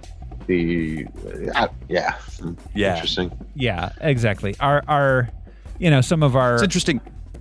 How close is this in time to Sinners? This is probably. Oh, Sinners was like the years 20s prior. Yeah. Sinners, 20s, was about to Capone. They steal from Capone. Oh, that's true. Yeah. So maybe 30s. Yeah, something like that. Yeah, but no, it's some of the other like ladies in the employ of Kenneth Branagh, like the lip reader, her name was Miss Lippenreader, and she was German. Yikes. They all had pun names about their jobs. Okay. There was Dora the Explorer. The woman at the party was named Dora Lookalike because she looked like Kevin Kline's character Dora. All right, moving on. Yeah, a lot of pun names. So let's see. Rodney A. Grant played Hudson, who was the Native American that got killed, had no lines. He had a couple lines in the beginning. But Yes, you're right. In the beginning. He was a part of the plot, and you can kind of understand why. Mm-hmm. I don't think anyone else is. The girl that shot the tank cannon was named Munitia. Yeah, I heard her name said a few times. Yeah, the big fight girl was named Amazonia. So, Munitia was the lead siren in Oh Brother, Where Art Thou? Oh. Nice. Huh. I don't feel like many of these characters, like all the rest of these background characters, are worth going through the cast of. I'm fine with that. Yeah, none of them were especially interestingly cast or have. What about the lady in the tank at the very beginning? The lady in the in the water tank. In the water tank. The most confusing water tank I've ever seen. Same. I think that Mei Lee East should have been something. I'm just going to say linguist or something. Yeah. Oh, I know who that a bunch chick of languages. is. She's on the Real Housewives of Beverly Hills now. Really? Which one? That the tank, the girl at the beginning in the water tank? Yes, the African American one. Who? She's. Let me see. Let me find it on IMDb because I'm just not seeing. I recognized her, and then I'm not. Wait, are they the only two black characters in this whole movie? Yes. yeah. Wow. Okay. That just. Yeah. Oop, there we go. Yeah. Okay, we can go on, but I'm pretty sure that's it. Yeah, I'm trying to. And if you don't watch Real Housewives, it wouldn't matter. Right. It is. It's Garcelle. Yep, Garcelle. Garcelle Beauvais. Okay. Yep. That's what I meant. I think she was a model at the time. Yeah, I think she I has a real recognized her like. from like. She's an actress. She produces things. I think she was a. what's She's it probably a called? model. Not Calvin Klein. Was it Victoria's Secret? You what? Oh, she dated Will Smith after this. I'm just getting this off the wire. My wife just handed me this. When did him and Jada Pinkett Smith? It makes sense that she was Will Smith's girlfriend, actually, and maybe that's how she got the role. But she a Scientologist? Who? Jada Pinkett Smith? No, her husband Will. Will Smith? They're Scientology. Scientology adjacent. Yeah, that's exactly. They contribute a ton of money to educational organizations in LA and some in what's it called? Whatever the Florida town is that they're into. But yeah, they have contributed like millions and millions of dollars to these educational organizations that are themselves they stink Scientology adjacent. He and Jada Pinkett Smith were already married during the making of this. So well, we all know they have an open relationship. Yeah. That was the thing we all knew before Will slapped Chris. She told him straight out, and the rest of us, that he's not the love of her life. Yeah, it's Tupac. It was Tupac. we all had to be witness to that. I didn't enjoy that almost. But can you much as imagine he how did. fucked up that is? It'd be like, wow, Tupac. Like, not only is Tupac a better rapper than me, but my wife was in love with him. Yeah. The wrong kid died. The wrong kid died. It's one thing to have that conversation privately. It's another thing to do that on YouTube. There's nothing weird about that. You know, widows find love again. But yeah, to straight up be like, I'd rather be married to that dude. Oh, sweet. Yeah. For you to write that in my card. My Father's Day card. Yeah, you're never going to make it. Yeah. Wrong husband died. The wrong husband died. Wild. Because nobody's out here trying to shoot Will Smith. No. His game is too real. He did. He was like, it's I'm not going to bother. We don't need to shoot him. Wild Wild West has 16% on Rotten Tomatoes, and it was reviewed by Ebert, but not Siskel. This was the point where Siskel was in the hospital with cancer. Yeah. So it's reviewed by Ebert and Morris. Oh, not even Roper. That's true. He had a sort of a little revolving of affiliates. While Siskel was in the hospital before he passed, they'd bring affiliates in every week and have a different guest. Which actually was very, very smart. to bring in affiliates from local stations back when that was an important thing. Yeah, absolutely. But Good for Raj. So it was a fun era to watch too. I remember watching it even as a little kid, being like, "Ooh, someone new. They can right, you in a different way." Someone new, someone that's talking about things that I understand more. Like I don't know how much Karen Black a movie needs. Right, right. Because at this point, late '90s, Siskel and Ebert were both pretty old, and like the 65 probably. Yeah, the affiliates were almost always younger than them when they brought in. And Raj stayed a little hip, but Gene just always felt like the sweater that he was wearing. Yeah. Gene musty. Gene peaked as a human in 1977 and stayed there. Yeah. He was mad about it ever since, too. I will say I was delighted by his Star Trek reviews. He surprised me a lot there. But anyways, Roger. Yeah, so let's see. We've got Ebert and Morris. Gordon, I think you need to calm down. I can't be calm. No. I'm the master of the mechanical stuff, and I have to help you. You, the master of the stupid stuff. Will Smith and Kevin Kline are federal agents on the trail of a madman in Wild Wild West, one of 5 new movies we're going to review this week. I'm Roger Ebert of the Chicago Sun-Times, and across the aisle from me is this week's guest critic. I'm Wesley Morris, film critic for the San Francisco Examiner, and thanks for having me here, Roger. Thanks for being here. Welcome aboard. Okay, first movie, and it's a mess.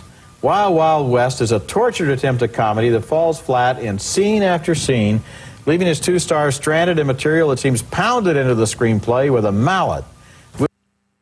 Will Smith and Kevin Kline star as a couple of federal agents assigned by President U.S. Grant, also played by Kline, to solve the disappearance of a lot of scientists.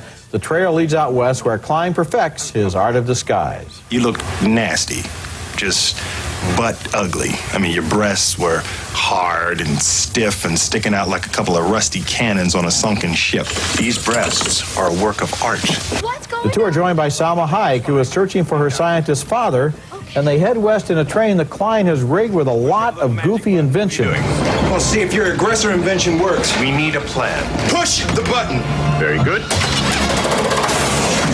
They encounter a mad villain played by Kenneth Branagh, who has constructed engines of war that would look more at home in Star Wars. Well, now, isn't this a coincidence? I'm out for a little morning ride, and right in the middle of nowhere, I bump into General Ulysses S. Grant himself. We've never been properly introduced. I'm Dr. Arliss Lovelace, formerly of the Confederate Army. Here's another strange scene in which the heroes have been bolted into magnetic collars that are supposed to attract flying guillotine blades. Gordon, leap into my arms. No.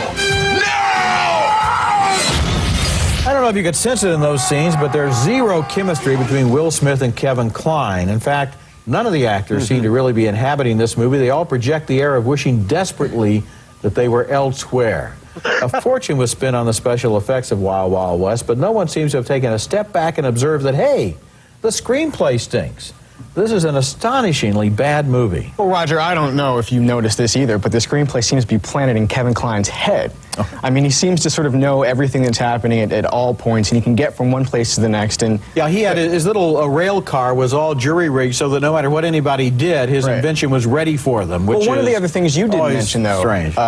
In your review, was that Will Smith and the whole slave thing, and that's an actual plot point where he's trying to find out who killed his parents, I guess. It's sort of set around this entire sort of post-slavery thing where he can't go anywhere without someone giving him a hard time because he's black.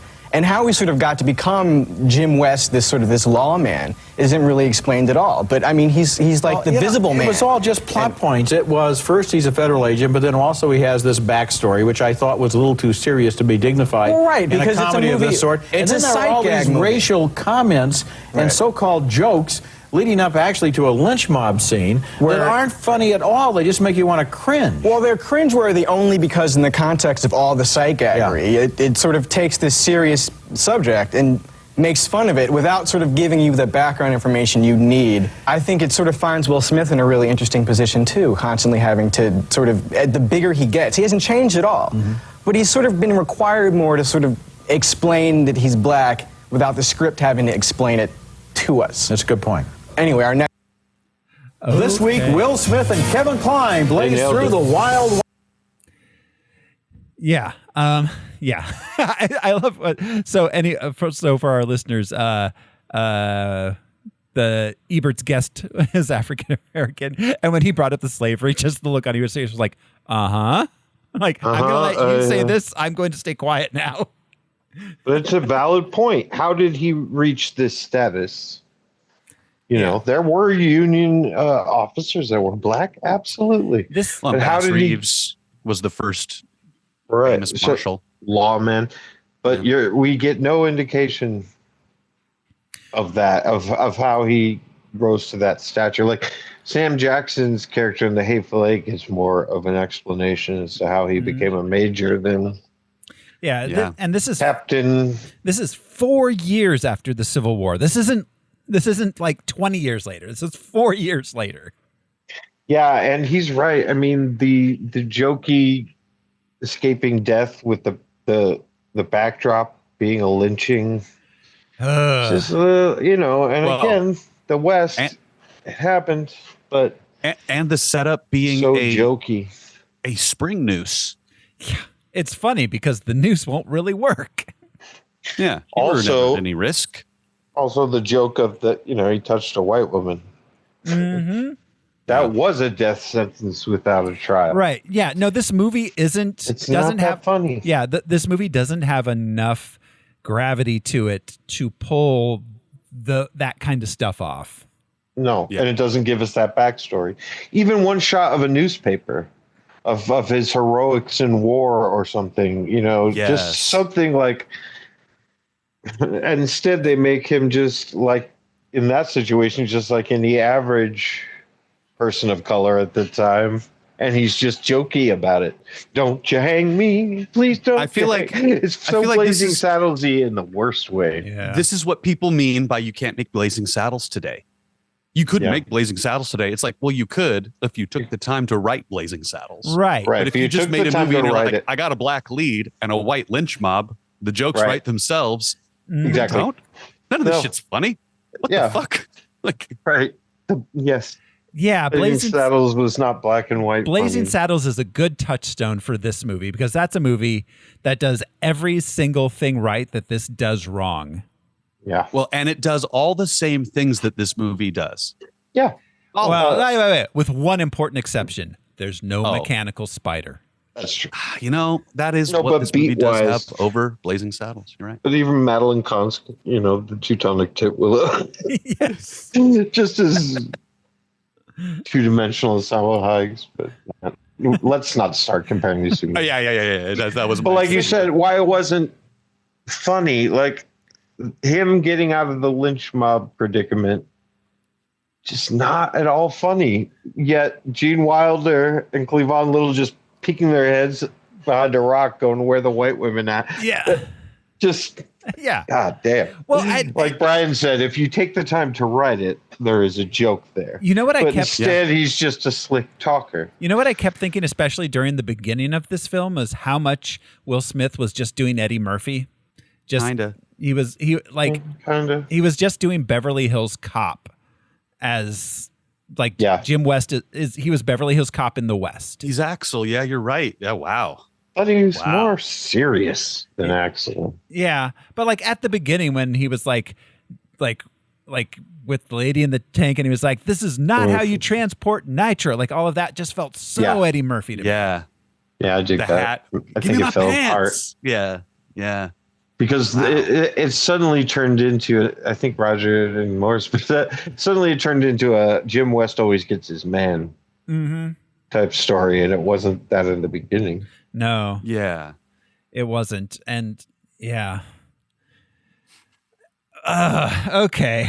So I think that's about it, guys. We're ready to jump into the movie itself. Wiki. Boom, boom, boom, boom. Yeah. And it's already in my head. West. Quick note for our executive producer, Michael Beckwith. Second movie in a row where it took us 90 minutes to get to the movie. Holy shit. Get used to it. Yeah. Here we go. This is Wild Wild West. We open April 1869, 100 years before Woodstock. That was a lame benchmark. Yeah, just to put it into perspective for y'all. To put it into Coca-Cola 100 years before we landed on the moon? 100 years before the moon landing. Yeah, that's interesting. Is that what they were actually. implying? Yeah, I don't know. This was June, I guess. Maybe this movie ends in June and the robot spider is... No, this movie takes place over like 4 days. That's true, yeah. I think they chose it to coincide with the surrender. Yeah. The Civil War. Yeah. I'm just guessing. 4 years is just enough time for a nation to heal. Yeah. Call the Red Baron. Yep. A man with a metal collar's running through swamp of the south. There's a flying saw blade coming after him with a spider on it. It must be from Spider-Man. Yeah. It catches Spider him. Productions Limited, Yeah. Milwaukee, Wisconsin, or whatever the imprint is. Yeah. The Kennedy valve. It catches him, cuts his head off. His head gets collected by General Bloodbath McGrath, who mentions the dude was a scientist. And all we know about him is that he's wearing a Confederate Army uniform. And has like the ear horn thing. Yeah. Which they used to just hold up. We don't know at that moment that it's been installed. Yeah. We get a long credit sequence. It was designed to be an update of the TV show opening. It was fun. Yeah. Yeah. And then it stopped being fun almost immediately after. Yeah. Then we cut to U.S. Army Captain James T. West. Do you think the T stands for Tiberius? He's in a water tower that's also a swimming pool or sauna? Hot tub? This was designed by Rube Goldberg. Yeah.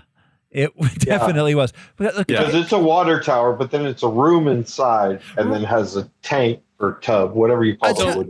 A tub. I assume this is his hideout. Yeah. That he built it?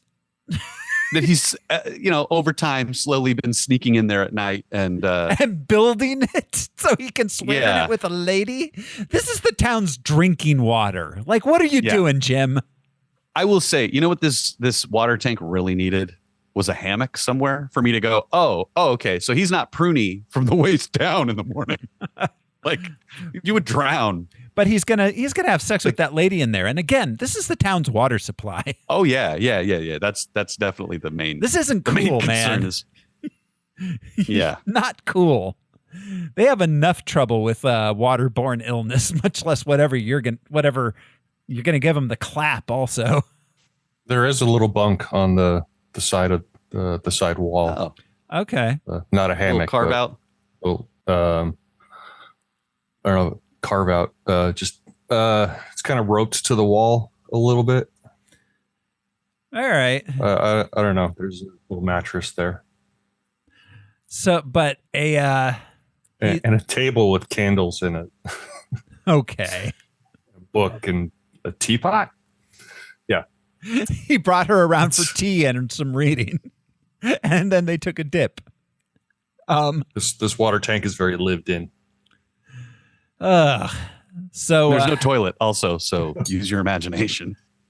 Yeah. He and his sexy lady friend are getting it on in the water. Then a wagon arrives. He's been waiting for that wagon. Gets loaded up with explosives and ammunition. Then again, the wagon, this would have happened even if he wasn't in there. The wagon catches the leg of the water tower and it falls down. This is such a stupid happenstance. The water tower is even before it gets hit by the wagon is already slanted a little bit. It's like Leaning Tower of Pisa kind of angle. Yeah. Almost. Yeah. And again, even if he wasn't there, he would have the wagon would have pulled the water tower down no matter what. Like, this was a bad day for this town. So, anyways, he falls out of it and he's naked.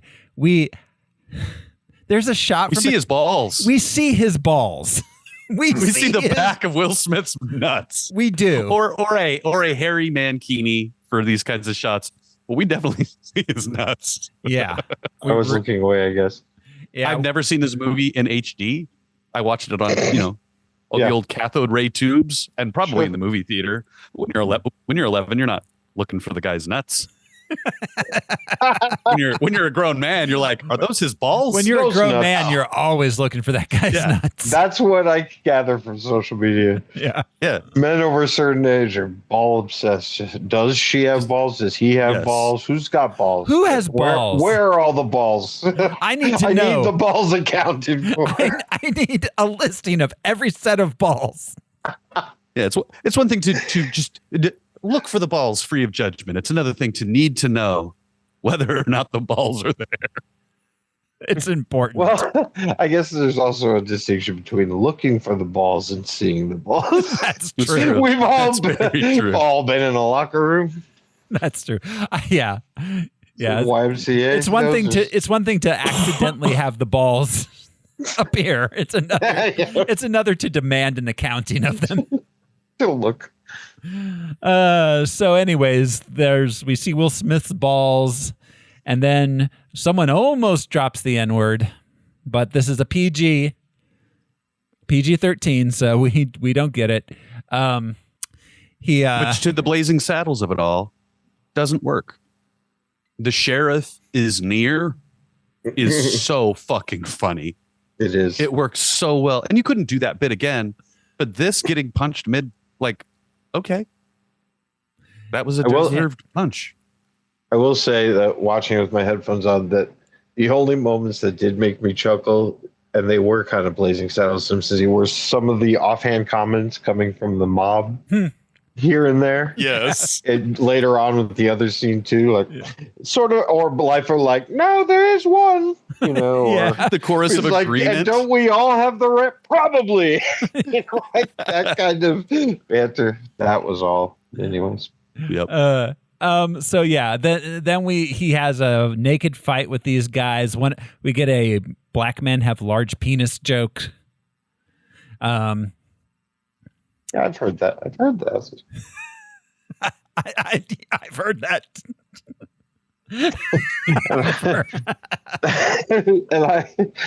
And I fully believe that the ones with small penises are camera shy. Sure. Matt says they exist. Yes, the black men with large penises are in porn because they have the large penises. Well, what about the white guys? How do they get away with that? If only this were a visual medium, I'd hold up that World War II bomber picture. Yes, thank you. Yes. Anyways, the horses get spooked. He gets his pants back and his jacket, though not his shirt, and he jumps on the wagon to try to stop it from the runaway wagon. He barely gets it under control before it runs downhill to a saloon. Meanwhile, got what? Nitroglycerin in it? Nitroglycerin, bottles of nitroglycerin. Yes. Meanwhile, in the saloon, U.S. Marshal Artemis Gordon is posing as a prostitute to try to get Bloodbath McGrath. He's forced to sing a Confederate song. The stuff dripping out of his ear horn really grossed me out. Grossed me out too. He gets. This is the Brian still looks. Brian's still thinking about it. Yeah, just the ear thing. And that disgust on your face. I was 11 when I saw this the first time, and I will never forget the. Well, yeah, then it would be like, ew. Yeah. The disgust was strong at 11. Yeah. So he. Now at almost 50, I'm like, that's not funny. That happens.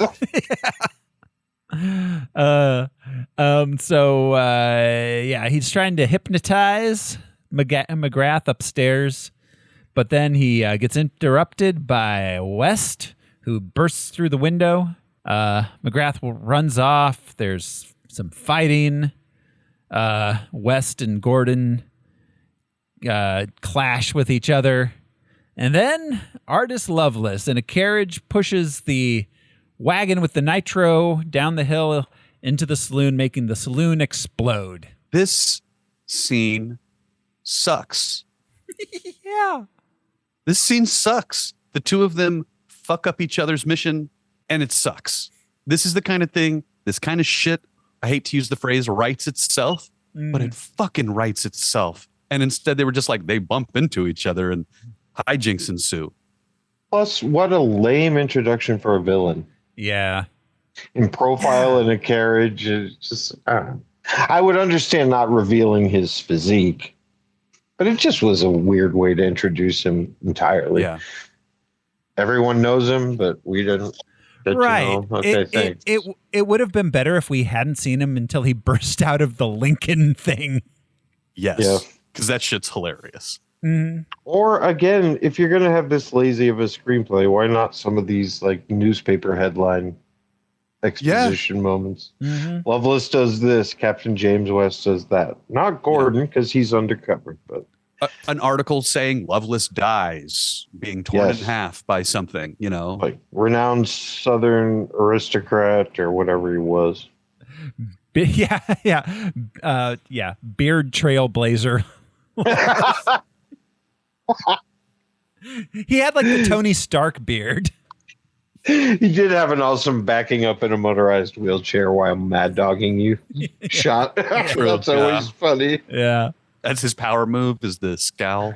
Anyone in a motorized wheelchair power move, backing up while staring at you. It doesn't work otherwise. We cut to Washington, D.C. West arrives at the White House. He comes inside. They're racist at him. He meets Ulysses S. Grant. It turns out it's really Artemis posing. Gordon's posing as Ulysses S. Grant. The real Grant arrives. Both versions of Grant are played by Kevin Kline.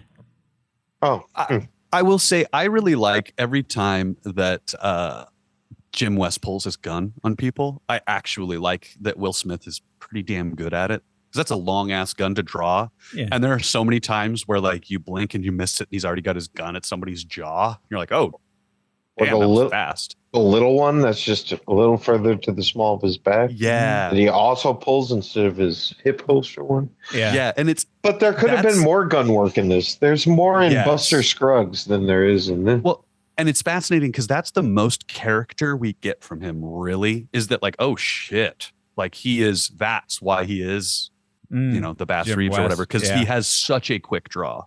Yeah. Which again, to Will Smith's credit, that's a really good draw. But where did he acquire that? There were not gunslingers on the East Coast and throughout the Civil War like that. Well, did one of the tribesmen teach him? Yeah, he got. Yeah, I'm not saying there weren't marksmen or trick shooters, but you know, I mean, as far as pop culture or iconography, right? But he was. Where did he become a six shooter? He ends up in the West at the end of this movie. Well, no, he was raised by Indians. He says. So. Yeah. But his parents were killed in the town in Southern Illinois, right? Later, much later. Yeah, later on. I don't know. As a child, he says. Background. Yeah, he says as a child he was taken and raised by Native Americans, but we don't hear what happened between that and him becoming a marshal. Oh, definitely broke down color lines. Yeah. Well, and I think the Liberty Massacre thing happened at the very end of the Civil War. Was supposed to be one of the last things to happen. Right. In the timeline. That was how I understood it. Well, was that a real thing? No. Oh, no. In this, yeah. The giant spider. It was like the giant mechanical spider was real, but that was real. I remember when that happened. That's why we remember Grant's name. That standoff at the promontory point. U.S. Grant versus the spider. Yeah, I read that. They really glossed over it in seventh grade history. Oh, we learned it. I remember.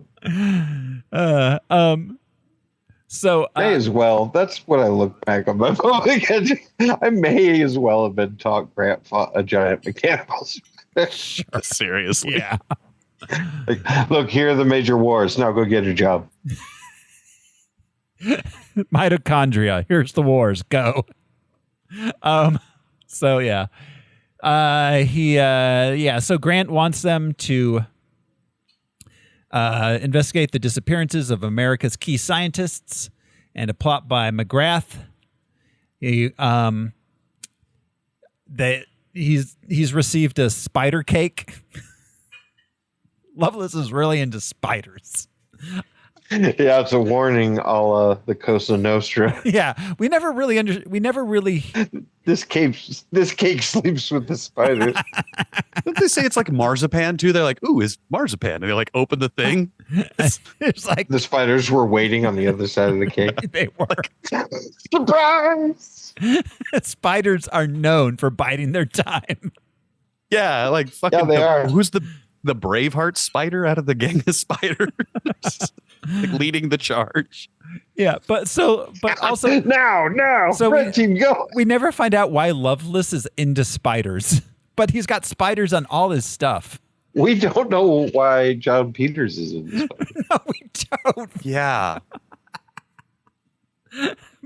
Yeah, I would have loved a Lovelace like comment like, "Oh, when I was a child, there were spiders in the attic of my father's."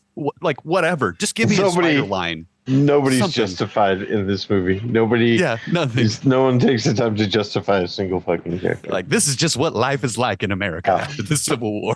Yeah. As a teenager, he was bitten by a steampunk spider. A steam-powered spider. And it blew his legs right off. Yeah. He was bitten by a steampunk. That's a spider that's into steampunk, not an actual mechanical spider. Just like wearing those dumbass goggles. Yeah, the goggles and the top hat going to conventions. Conventions. His name is Connor. I think the spider, maybe it's like Hydra, the many arms. I just thought more about it than the 6 guys that wrote it. The Hydras can have an unlimited number of heads. Spiders have 8. I know, but he started you small. cut one leg off, and then it's got He 7 mentioned more. Mexico, France, Britain. That is true. Like the start Hydra with a thing, Hydra. That's a final boss situation. The Hydra is the natural evolutionary conclusion of a spider. Yes, look it up. Like I just said, I went to public high school. So I think I know. So Ulysses S. Grant gives them a special secret train. But it's Artemis's train. I guess he gives them a train, and he's like, "I love this train." Like, yeah, but maybe he gives them access to the track. Yeah. No, he's like, this is the train. Take this special train. But then it's so unclear. Yeah, but then Gordon's been on there. All his fake boobs and all his contraptions are there. Right? Was it Grant's train that Artemis made all this shit for him? Because Grant just liked to fuck with people during the Civil War? Also, Grant has been president for like a month at this point. Yeah. Yeah.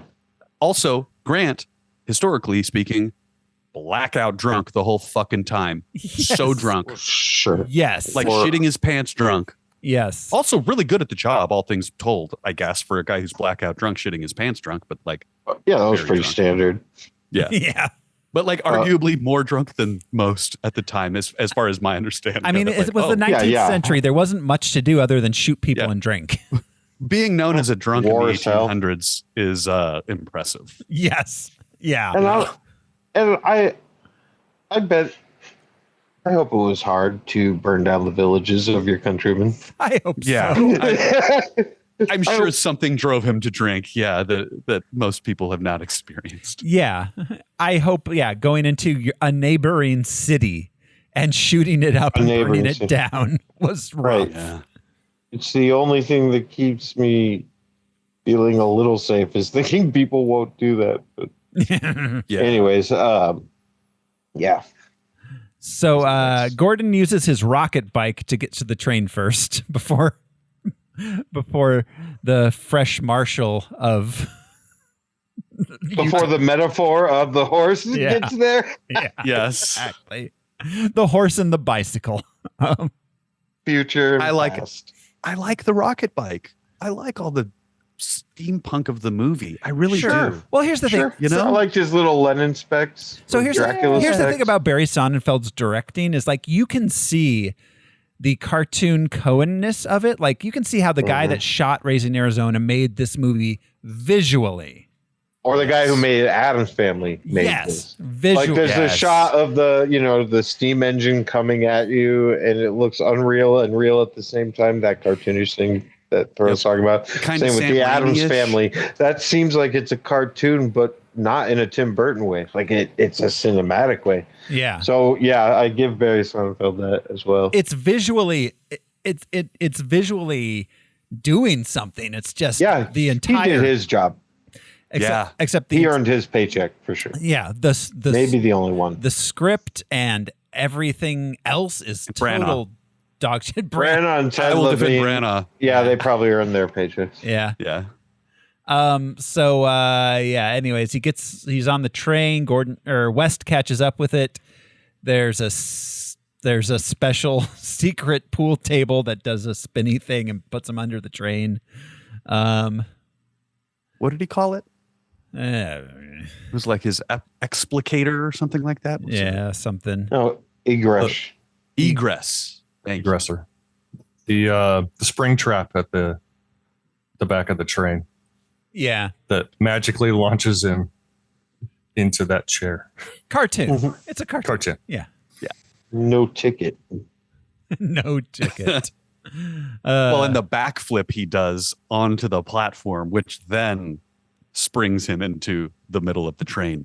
Springs him in the middle of the train against the direction of its motion. So it has to do the math of the speed that the train is currently moving at and adjust the either angle or amount of spring. Probably the angle more than the amount of spring, because you really want to make sure you're not shooting the guy behind the train.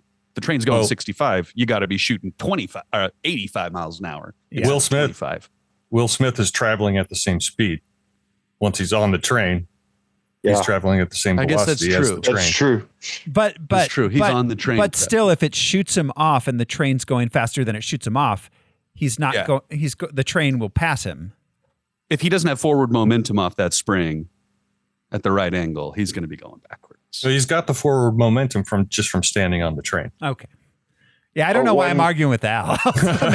when a Will Smith is traveling and it meets a Will Smith of an opposing force. But yes, it still has to project him forward rather than straight up. Yeah. Right. So yeah. Yeah, like shooting a bullet in the air almost, right? Yeah. Doesn't come straight down. Wind resistance is really the only thing you have to account for. Which a body has a and lot the of. freshness of your prints. Yeah. That's true. I've got to say that at this point, he was the prince was just about at the expiration date of freshness. Yeah, he was almost over. Yeah. Yeah. So aboard the train, they look at the severed head of scientist Thaddeus Morton. The whole thing about like burned into that is also not true. Yes. FYI. How the hell do we know? The application is not true. Is it burned on your eye? I don't know. I'm dead. I can't answer. So yeah, they find out. But children at home and Michael Beckwith, do not cut off a person's head. Don't. It's not how this works. It's not. Just ask them what they remember. Don't cut off their head, then create an invention which projects it onto a screen. One image. All right, I'm sorry to keep. This is another moment where we get Jim West being clever, whereas Artemis is wise or intelligent or whatever, because he's like the glasses. He's a scientist. He probably wore glasses. Like same to the how did you know I wasn't to sharpen Grant? an image like you would a telescope. Yeah. Where look, the Grant thing, he saw his Harvard ring and not his West Point ring. Like, yeah, they're trying so hard to characterize Jim West in these moments without trying to characterize these feel like bits that accidentally got left in from the first script. Yeah, like, oh, he needs to be keen and perceptive. Oh, well, here we go. Boom. We'll just have the set do it. But we know nothing about him. He's also one of the best cowboys out there. Like, what the hell are we talking about? Mm-hmm. And then, he's like observant like a Pinkerton, which they mentioned, those damn detectives. But he's all of these things and a free black guy, which we wouldn't have noticed if they don't keep noticing it. Yeah. If he was just that character. So they find out that he's going to be Bloodbath McGrath will be at the party in New Orleans of Dr. Arliss Lovelace. So they go there after some hijinks with them talking about costumes and fake boobs, and Emmett Walsh has a little bit that he does. There's some gay panic. Mm-hmm. I knew it. Well, and they're talking about touching each other's breasts. Two straight men talking about touching each other's breasts. That is about as like tame of a gay miscommunication scene as has ever been written. It's done with less subtlety than Friends did it. Yeah. Like there's like this cowardice to it and this lack of subtlety to it that just makes it fall flat. It's a PG movie. PG. Well, and even as a PG movie, there are ways to write this scene to make it funny or edgy or both. But man, just missing both quadrants, you know? I think either they needed to make this go full. Tonally, it's also all over the place. Like, it's basically what we're getting at here. Is that despite the fact that the script is terrible and it makes no sense on many different levels, tonally it wants to be both a kids movie and a kind of R-rated sex, like adult thing at the same time. Right, with lynching humor and it's boobies and it splits Will Smith's balls. Yeah, and it splits. That's fun for all ages. Yeah. It splits the difference and fails to be either. Yep. So at the party, West sneaks in. We see the woman that got manhandled, or we'd see Selma Hayek. She's getting manhandled by a bunch of Lovelace's ladies. I was trying to stay in the moment of the film, but it's Selma Hayek. We all know Selma Hayek. She re-enters. Yeah. He runs into a lady and a fur trapper and thinks that the woman is Gordon, but Gordon's really the fur trapper. West meets Miss Maylie East. Then Lovelace arrives in a big Lincoln thing and explodes, and he comes out and he gives a speech. And him and West make puns at each other about race and disabilities. Like, you made an effigy of a dead guy? Yeah. Kind of a dick move. He's out of the picture. Say, exploding out of his head, though. Yeah. Pretty funny. Pretty funny. It's a very diva entrance for sure. Yeah. Yeah. And should have been the character's introduction. Mm-hmm. Should have been Ulysses S. Grant that he popped out of. Not an effigy, but Grant himself, like an alien bursting from the chest. I'm not a dead guy. Take that, dead guy. Yeah. Yeah. You're like, ooh, that was a burn. So then Lovelace and Bloodbath McGrath go to his office. He draws on a map where he's supposed to take his soldiers. West comes in after them and does the whole pencil rubbing thing to see where they were going to go. Then he gets interrupted by Miss East. And gets you draw Dick Lebowski. He gets attacked by a bunch of men in paintings. I'm going to do it now. I was going to save this for my unanswered questions. Were those guys just standing in the paintings the whole time? Like, if Jim West hasn't come in, would they just stand there motionless in the paintings all night long? Isn't that something that they do? That is rich people have you do? Just stand in paintings. Recreate. But they were security. They were there to shoot him. Oh, then they were undercover. Camo. Well, also, eyeballs don't work like that. Yeah, you can't just not blink. The guy who could discern an MIT and a Harvard ring from about 4 feet away didn't notice that the people in the paintings were moving when he moved. We're 3-dimensional. Yeah. Didn't go, these are some weird little statues you have up in this room.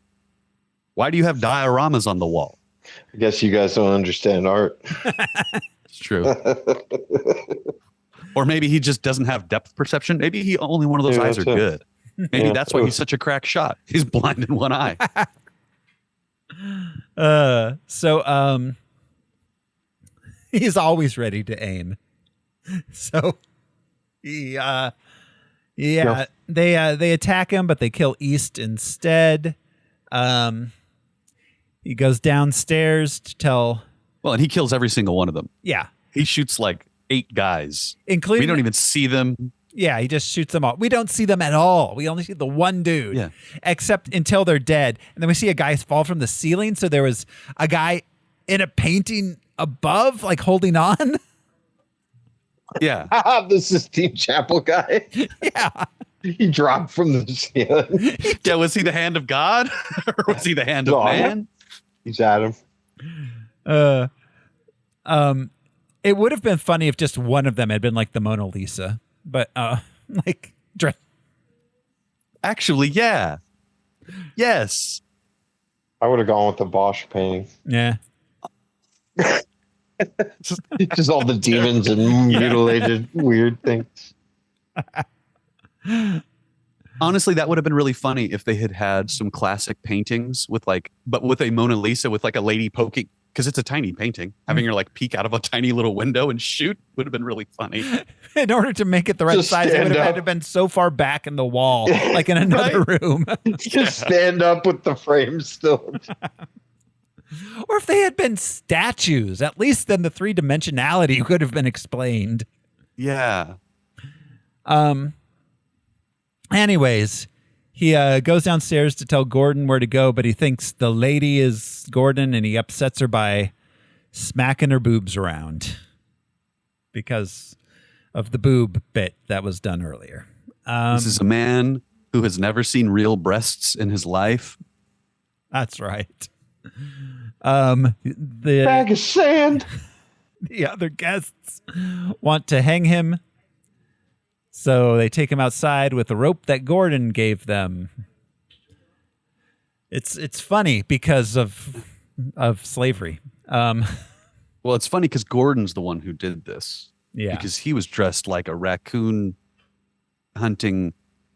What do they call him? He was fur dressed trader? as a fur trapper. Yeah, beavers mostly. Yeah, beavers. Thank you, not raccoons. Yeah, he was French kid. Raccoon fur wasn't prized, especially. Well, you couldn't trap them, those wily bastards. They'd always get out because they've got thumbs. Yeah, they're smarter than a French Canadian. Yeah, that's what you could tell by his accent. He was playing that up. He was, which is also part of the joke somehow. Like, I don't. Yeah, you didn't tell me what your costume was going to be at this thing. What? Yeah. So he. Meanwhile, Gordon goes upstairs and rescues Rita. Why was she locked up? That was one of my unanswered questions. Why was she locked up? She said, because when they brought her in before, she was saying, I was hired as an entertainer. I was supposed to stand up. And they said, like, basically meaning like she was supposed to be a whore, a hooker, like a sex worker. But then they just lock her in a cage. They don't fire her. Like, I'm very confused about this entire thing. Lovelace took a particular liking to her. So this was my interpretation of why she was in the cage. So he's got 2 white ladies from Europe, Miss East also. He needed someone representing North America or Latin America in his little gang. He did have the ambassador or president from Mexico there. So but he wasn't working directly for him in his little sex crew. His little polyamorous. Do you think he knew she was Escobar's daughter? Scientist? No, because later on, it's like she pretends that she's in with him later on.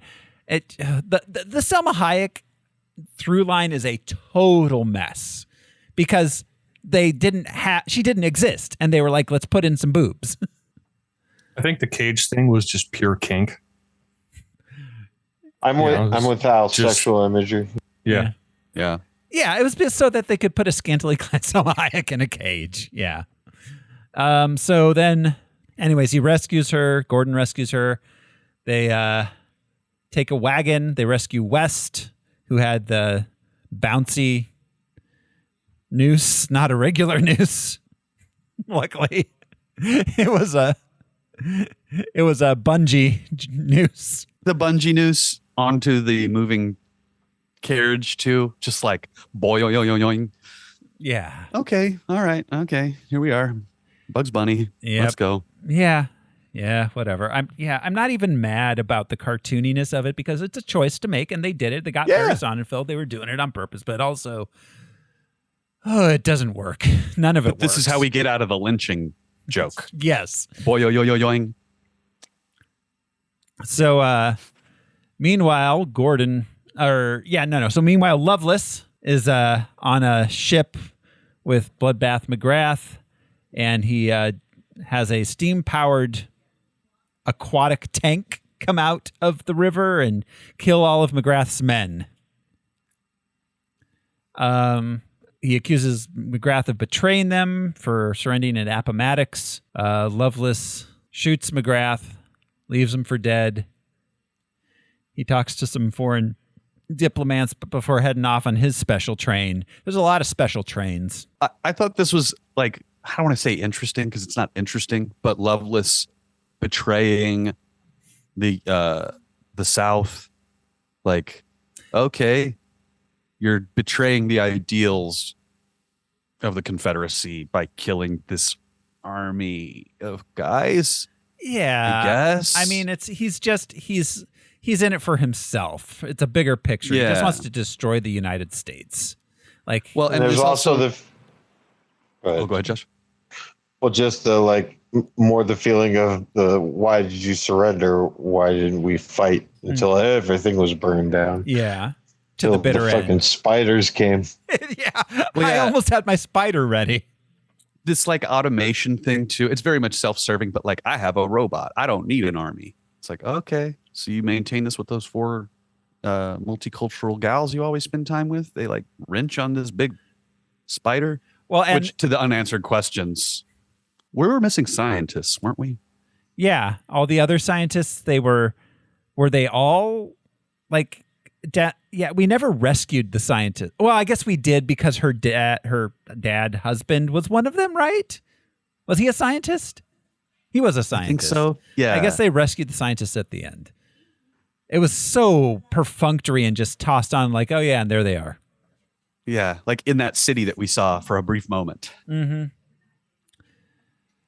So, anyways, they Rita tells them that she wants to rescue her father, Guillermo Escobar, who was one of the kidnapped scientists. Yes. Gordon, West, and Rita find McGrath, who reveals that Loveless framed him for the massacre before dying. We find out that Will Smith's parents died in the massacre. Rita tells them that she overheard Loveless's ladies talking about going to Utah. Because if you're going to have a harem of chicks, Utah's the place to do it. Yeah. It's the place to be. I never caught that joke. But I didn't either. I don't know if it's intentional. Yeah, I don't. It's just that they knew that, Grant was going to be the rail splitter at Promontory Point. Yeah. Yep. Which was now we're going to have them go up and down. Well, in order for statehood to happen, the Mormons had to discard polygamy. And Promontory Point was the moment when that happened. So it's interesting them Well, going to Utah. Officially discard of polygamy. course. I mean, officially, there's multiple Mormon churches at this point. Like at this point when the movie is happening. There are still a number of towns on the Utah-Arizona border where way past that border into both of those states, up and down. Yeah. We got polygamists here not that far from Tucson. Yeah. So, anyways, they catch up with love. Oh, wait, no, on the train. They get on the train, they leave Rita behind, but then Rita catches up with them and she gets boinged into the train by the same boinger that boinged Will Smith earlier. They're both real horny for Rita. And there's a whole bit where we get to see her ass through a pajama thing.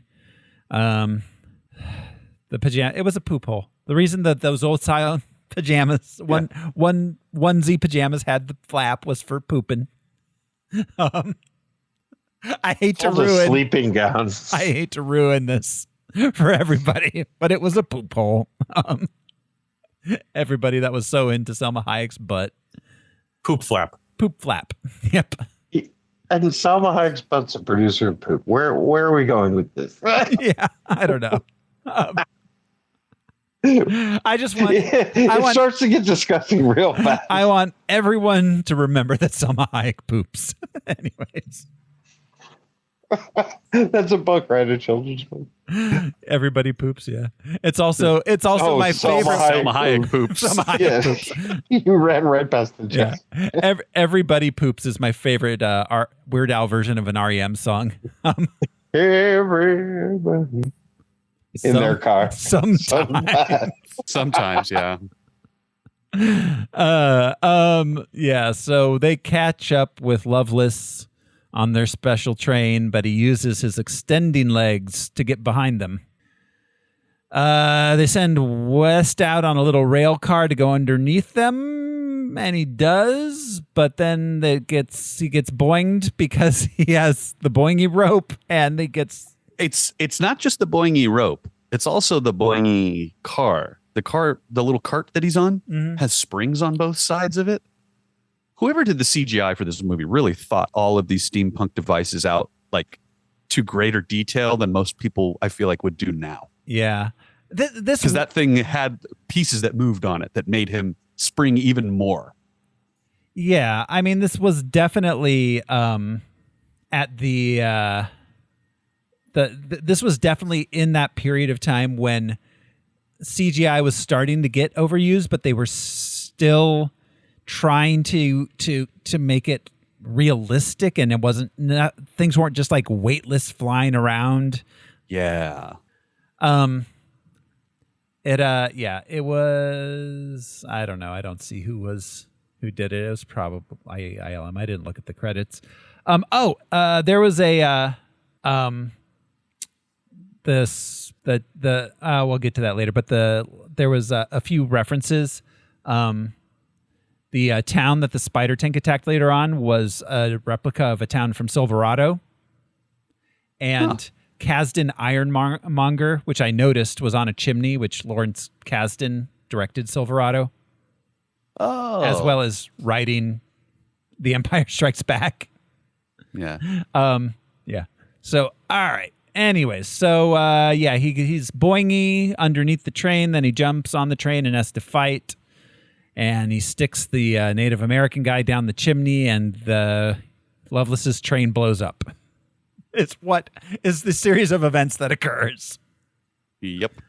Meanwhile, for some reason, the Wanderer, the Gordon's train, it stops. Did she like pull the thing or something? Was it Rita that did it? I can't remember. It was the giant harpoon. That's right. They harpooned it.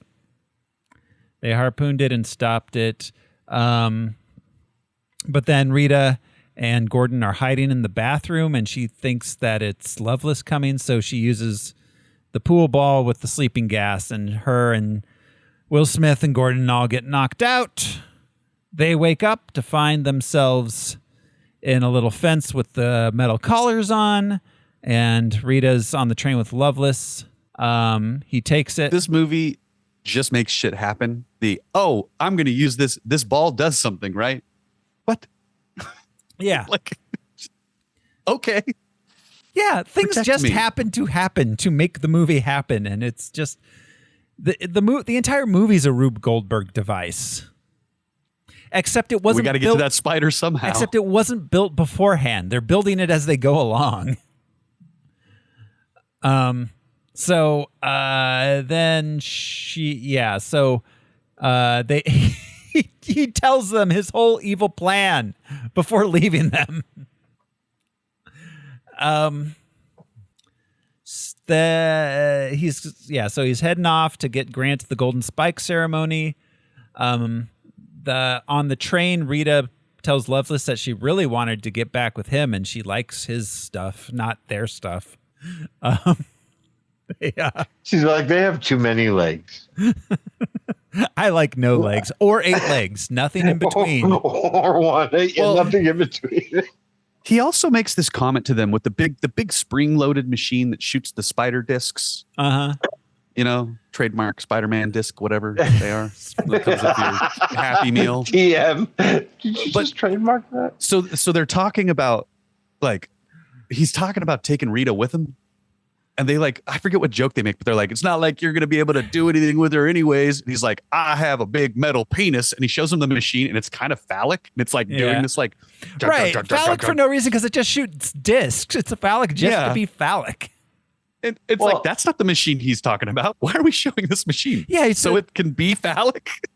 Well, and a prosthetic penis was not beyond the realm of science, even in the 1800s. Right. So it's like, the question is, do you feel anything? Not can it happen? Yeah.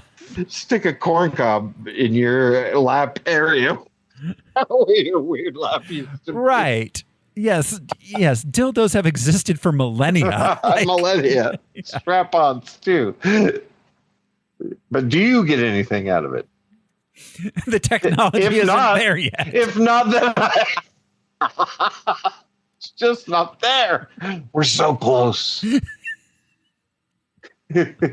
Our best lesbian scientists are working on it. Night and day. At night, it seems, mostly. So, West and Gordon, then they do the West walks out of the little gate that triggers the discs, and then they have to run through a cornfield while the discs chase them, and it's a whole thing, and they jump into a gully. So I have a question, Al. You probably know about magnets. Could they have picked up that copper ring and taken it with them? Or is it connected to the earth?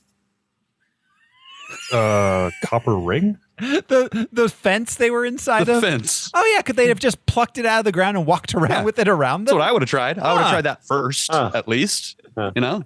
That's actually really funny. Yeah, maybe. But Jim West didn't give them enough time to think about it. Right. Yeah. To do but it. also, Jim this is my West other apologist. I've been thinking about this movie. This is like people talk about you get lost in quicksand, to the Blazing Saddles of it all. My Blazing Saddles was this movie, I guess. I got this before I got quicksand. How do you escape a magnetic blade? You go underneath the machine that's shooting them out, and you just run around the corner, and it shoots the machine with them. You moved to one down. It can't take a corner. Well, no, you just run underneath the little the barrel of the thing, and you go, oh, it's going to come back eventually, and I'm just going to hide behind this machine. Friend, this one can turn corners. Yeah. That's true. It is a very smart spider blade. All bets are off. But yeah, no, but also magnetism has a certain, at some point, distance. You're going to be far enough away that it won't work. So yeah, if they had picked up the fence, they could have just walked a few miles down the road and been fine. Yeah, cosmic radiation. Yeah, gamma rays. Nano. Yeah, it's nanotech. Don't overthink it. Yeah. So, Anyways, it's nanotech, Jack. Also, these two blades, which appeared to just be metal blades, when they crash into each other, explode. There's an explosion. That's a cartoon. It's magnets, man. You know? Yeah, you don't know. Magnets are explosive. We just don't know. Maybe that's what happened to the other guy's body. So his head got cut clean off, and the body, boom, lost in the explosion. It explode, but it wouldn't explode the head because that's above the explosion. Yeah. Yeah, that's what the explosion's for, is to make sure the head gets clear of the damage. So it's part of this Rube Goldberg device. The head needed to be clear so that we could look through the glasses to see the image, so we could get to the spider. We're almost there to the spider. This movie is culminating. This whole movie is just about getting to the spider. Multiple movies have gotten us to this point. Yeah, there were so many movies made by John Peters just to get us to this fucking spider. Yeah, why didn't anyone let him do it earlier? If they had just let him put it in Sophie's Choice like he wanted to. Her third choice was a giant mechanical spider. Go for the third. Sophie's choice was, let's make a deal. I choose the spider. She's choosing the spider and the showcase showdown. Okay. It's the whole thing. Do you choose men or the spider? Is the spider mechanical or organic? Yeah, that's gonna affect my decision.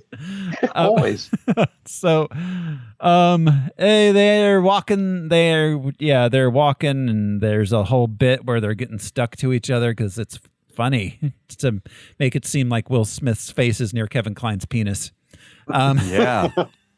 Although it is at his navel, because if his neck, if his neck is at the belt, his face is at his navel. Yeah. Again, cowards and not hitting the target of the joke. Like the area that makes this funny would actually be having his face in his crotch. And then it'd be like, then it'd be like, why am I so low? Be like, oh, well, it's my metal doodad. Penis. Yeah, I got these thigh pads, you know? I turn my sweat into water. We did invent flight in like an afternoon. So, I got some questions about that too. But, they camp out overnight. He's eating a lizard. It's funny because it's unappetizing. Then we find out, this is where we find out that West was raised by Native Americans. And then they try to hit us with some sentiment. Yeah. And so they now have a common cause because Will Smith's family was killed and he was. But he doesn't even say which Native Americans raised him. He doesn't say it was Lakota or anything. It's just like by Indians. He's like, I didn't know. We didn't speak the same language. I didn't ask. I never learned. I never had. Hey, that's their business. When I was 12, they enrolled me in U.S. Marshal School. Like, here, fight the Civil War. We're really invested. So yeah, if you're trying to keep track of his history in this movie, it starts to feel like a great imposter type thing because it's like, how is he all of these things? Yeah. Yes. At the same time. And he also writes the theme song. He knows what the Harvard class and he writes the It was diegetic. What was diegetic? He was just humming that at the very end as they're riding off into the sunsets. Ba-ding-dink-a-dink. Well, because now he's got all the events of the movie to include in his song. No, the song. Did Jim West invent rap? Did he write that song? Did Stevie Wonder sample Jim West's song? Stevie Wonder How deep does sampled this go? Jim West's song. The more I think about that song, the more it truly becomes Blazing Saddles as the movie just becomes them watching themselves the in the lyrics movie. to the song do tell the story of the movie. Yeah. It's him telling Kevin Kline about the movie they were just acting in. It's the second movie /Western in a row that has a direct explainer song. I love when he was in Ali when he was like, "Yo, I'm Muhammad Ali." I look like a butterfly, sting like a bee. Come on over and look at me. Liberty Valence's Parents song just was don't also understand. anachronistic. They're both not timely. Oh my God. Yeah. Oh my Right. God. If But one also, of you guys like- just chooses Butch and Sundance, we'll I have love- three But also like anachronistic Frankie songs. Lane's Blazing Saddle. It was Which he tried to sue Mel Brooks after that. Really? Yeah, he was like, I didn't know it was this kind of thing. That's I thought it was a real Western. He's like, it is a real Western. Yeah. It was He's really. like, but there's a black guy in it. I loved when. That's like- why he was upset. I was like, I don't want to be associated with the N-word thrown around. It's so like when liberally. Denzel did the Hurricane movie and wrote the explainer song for it. Yeah, that Bob Dylan later covered. Jim West starts to sound like a Bob Dylan character. Like, I'm a cowboy. I'm also this. I'm also this. I happen to be raised by Indians. And I went to West Point or some shit. Right. I just became a marshal, but I definitely fought because I'm the rank of captain. Yeah. And he also contributed to the I look invention like of a flight. smooth 28 to 32. Yes, exactly. I'm in the prime of my model screwing life. And I've done more than Ulysses S. Grant.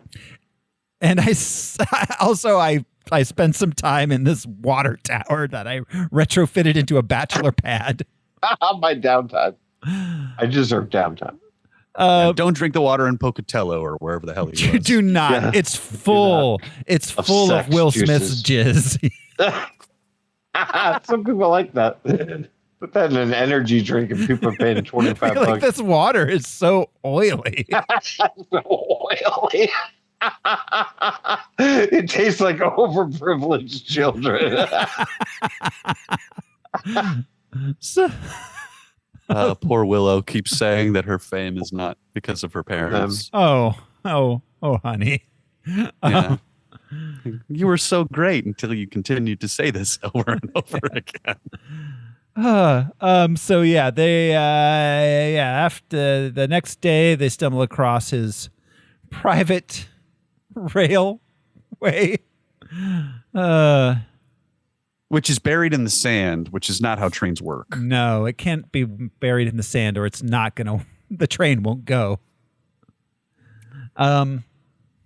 Anyways, Which maybe they took this. No, they didn't take the spider because the spider had to escape the Monument Valley somehow.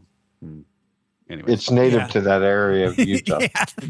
That's It's where giant mechanical spiders are from. Monument Valley, which I love whenever movies and TV shows have like a lot of saguaros in Monument Valley. Yeah. Everything's saguaros and Joshua trees as far as the eye can see. It's just saguaros, Monument Valley, and then the Grand Canyon, all right next to each other. Because Chuck Jones told them what the West looks like. Yeah. Looney Tunes cartoons. Yep. Yeah. Roadrunners are 6 feet tall and purple. And it's all the desert. Yeah. Anyways, environments at once. So they find he's in Spider Canyon. But they know it's called Spider Canyon, which makes me think he didn't name it. But so like he was like, I'm going to go to Spider Canyon to build my spider. What do they got there? Spiders. They're just not that big. Yeah. Maybe that's where he got the marzipan cake spiders. Yeah. He controls all forms of spiders. Yeah. Because he was bitten by a steampunk. Yeah, this is like a Michael B. Morbius kind of thing. Michael B. Morbius. Michael B. Morbius. The star of Black Panther? The star of Creed? Jesus be Christ. That was a please don't destroy joke, and I loved it. Well, Jesus be Christ. Yeah. When he was the host. So they get there just as his spider is ready to go. He took a Cialis. So spiders ready. Give me 45 minutes, baby. Yeah. I'll be back. Do this. If your spider's ready to go for 4 hours. Did we get any shots from inside the Spider Canyon community? No. No. The spider Or is it a prison camp? It's a retirement. The Rotary sign outside of town. The Spider Canyon retirement community. A lot of civic works coming to Spider Canyon in the future. And mainly just building some more spiders. They're going to gentrify spiders with John McCann. You know, when I was a kid, there were so many cafes. spiders here. Now there's hardly any spiders. I know, and they're all mechanical. Yeah. We used to drink spiders out of the hose. Now you have to have bottled spiders. You can't even find them. Only in cakes. Yeah. The marzipan spider. Wow, Thoreau, you just like unlocked some like primal fear inside me right now. Hose spiders? Drinking spiders. Yeah, that is gnarly. What's next? Snakes from the hose? Oh, what's next? Oh, yeah. Raccoons? Catskill comedians. Hose raccoons? Yeah. It's a slippery slide. Hose raccoons. Raccoons can use a hose. So they. I would have gone with the mechanical raccoon. That'll fuck your world up. Yeah. Knock it over your enormous trash can. Yeah, if it had thumbs, it could have caught that little flying bicycle. That's right. If spiders had thumbs, we'd all be fun. So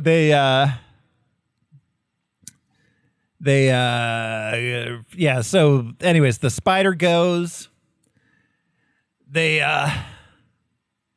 to where Ulysses S. Grant is pounding his spike into the railroad. He also took his Yeah. Pretty sexual when you put it that way. Yeah. It was a real horny time for rich men. Yeah. He blows up some stuff, and then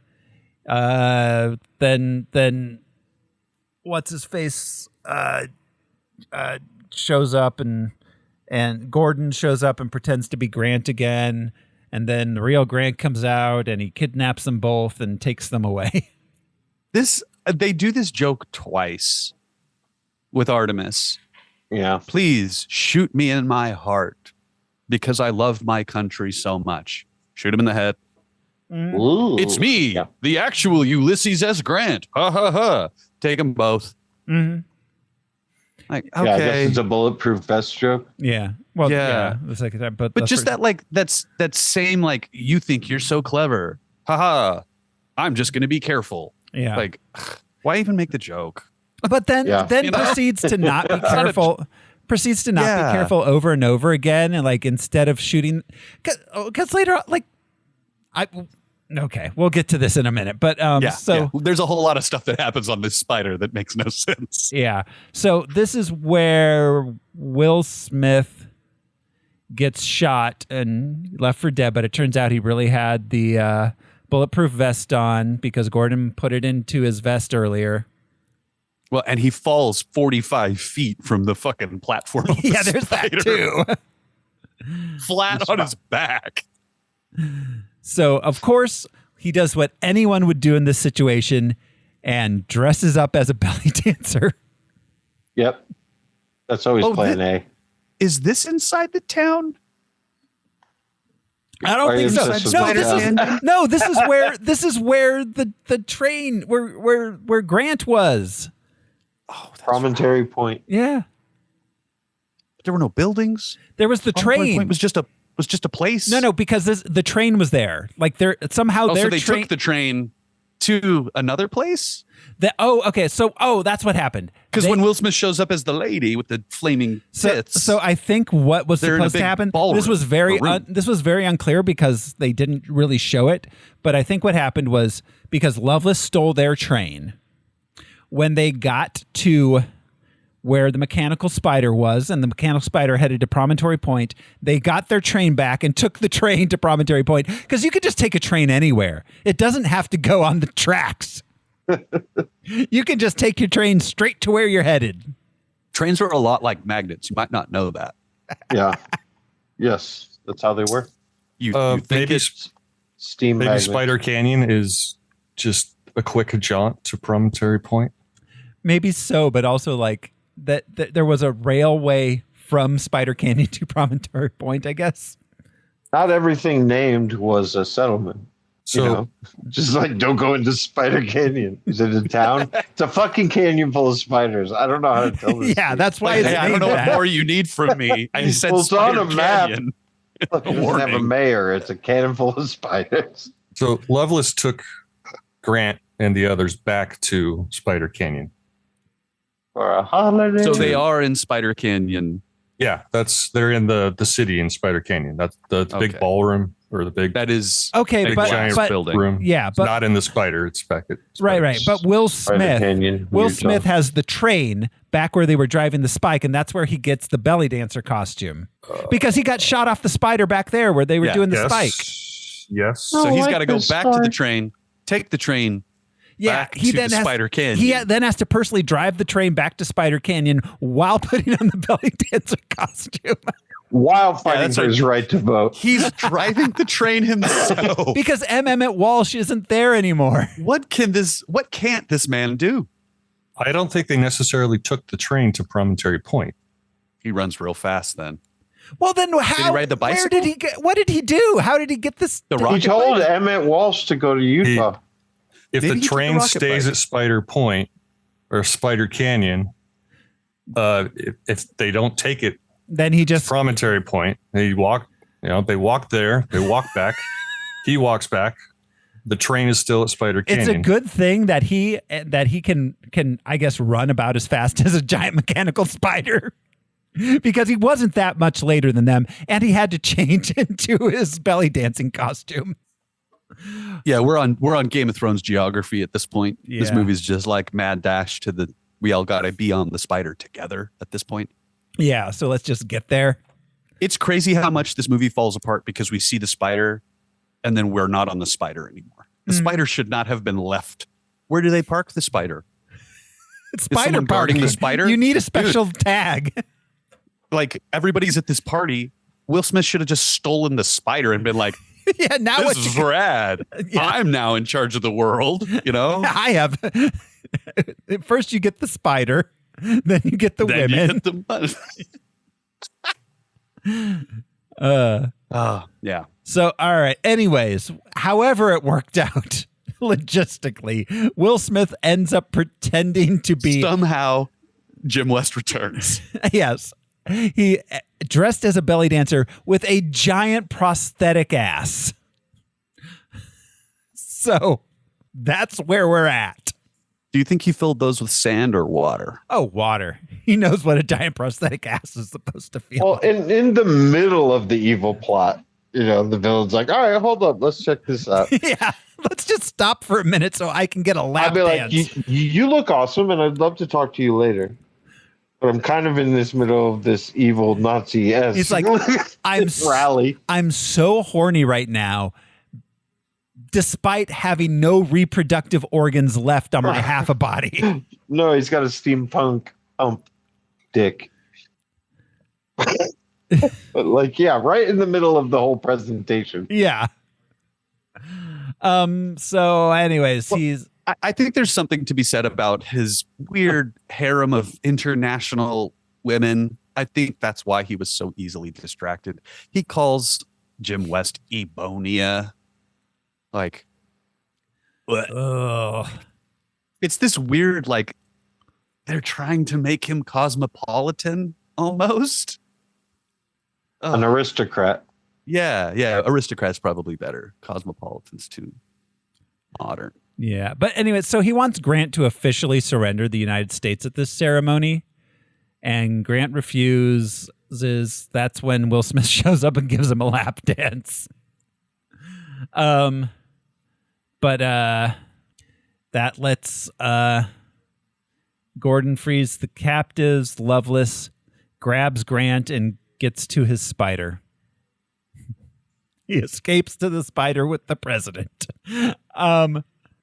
Then this is the point where he again demands that Grant surrenders, but he doesn't, so he destroys the town. Meanwhile, Gordon and West have both the material and the time to build a flying machine. He had the rocket bike. He had the rocket bike, and he's got the capability of sewing costumes. Yeah, no, I'm not doubting that this character could build this machine. I'm wondering how fast he could build this machine while the spider is on its way to, like, he didn't just slap it together. Like, the wings are well built. So yeah, anyways. And then they make and this is again Jim West's idea. Yeah. Because now he's had a character turn and he realizes you have to have a plan where, although I don't see where this character development stemmed from, it just suddenly occurred. Yeah.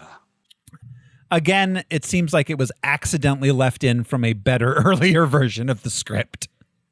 Seriously. So anyways. The flying machine was built out of the rocket bike, right? Yeah, but the wings. Okay. Yeah. He had to construct the wings. Yes. While he was taking the time to make these wings, the spider was blowing up towns. Or it was something he was already working on. Yeah. Okay. Maybe he did mention that he had seen writing about winged machines. He had his plans. He had his plans. He had his plans, but it definitely seemed like he hadn't built anything yet. He was just like, Da Vinci had these plans. Like, it was a lot to get done off screen. Yeah, real fast. So anyways, it doesn't matter because they fly there and then immediately get captured again. Why did we even bother? Because the whole thing was like, if we're flying, then we have the advantage. Except they don't, because they just get captured again immediately. This movie could have been 20 minutes less. Yeah. Like, why weren't they just taken with Grant if they were just going to get captured again right away? Anyways, at this point, I want to add that at this point, Selma Hayek has done the last thing Selma Hayek did was accidentally knock them out. And she doesn't do anything again until the end of the movie when she's like, my dad's my husband. Yep. My sister, she's my daughter. It's Spider Canyon, Jack. Forget about Jake, it, Jack. Jake. His name is Jack. Forget about it, West. It's Spider Canyon. Which speaks a different language. Yeah, they're on the ship. They're captured, and for some reason, Loveless gets mad at Will Smith and opens a trap door instead of just shooting him. Yep.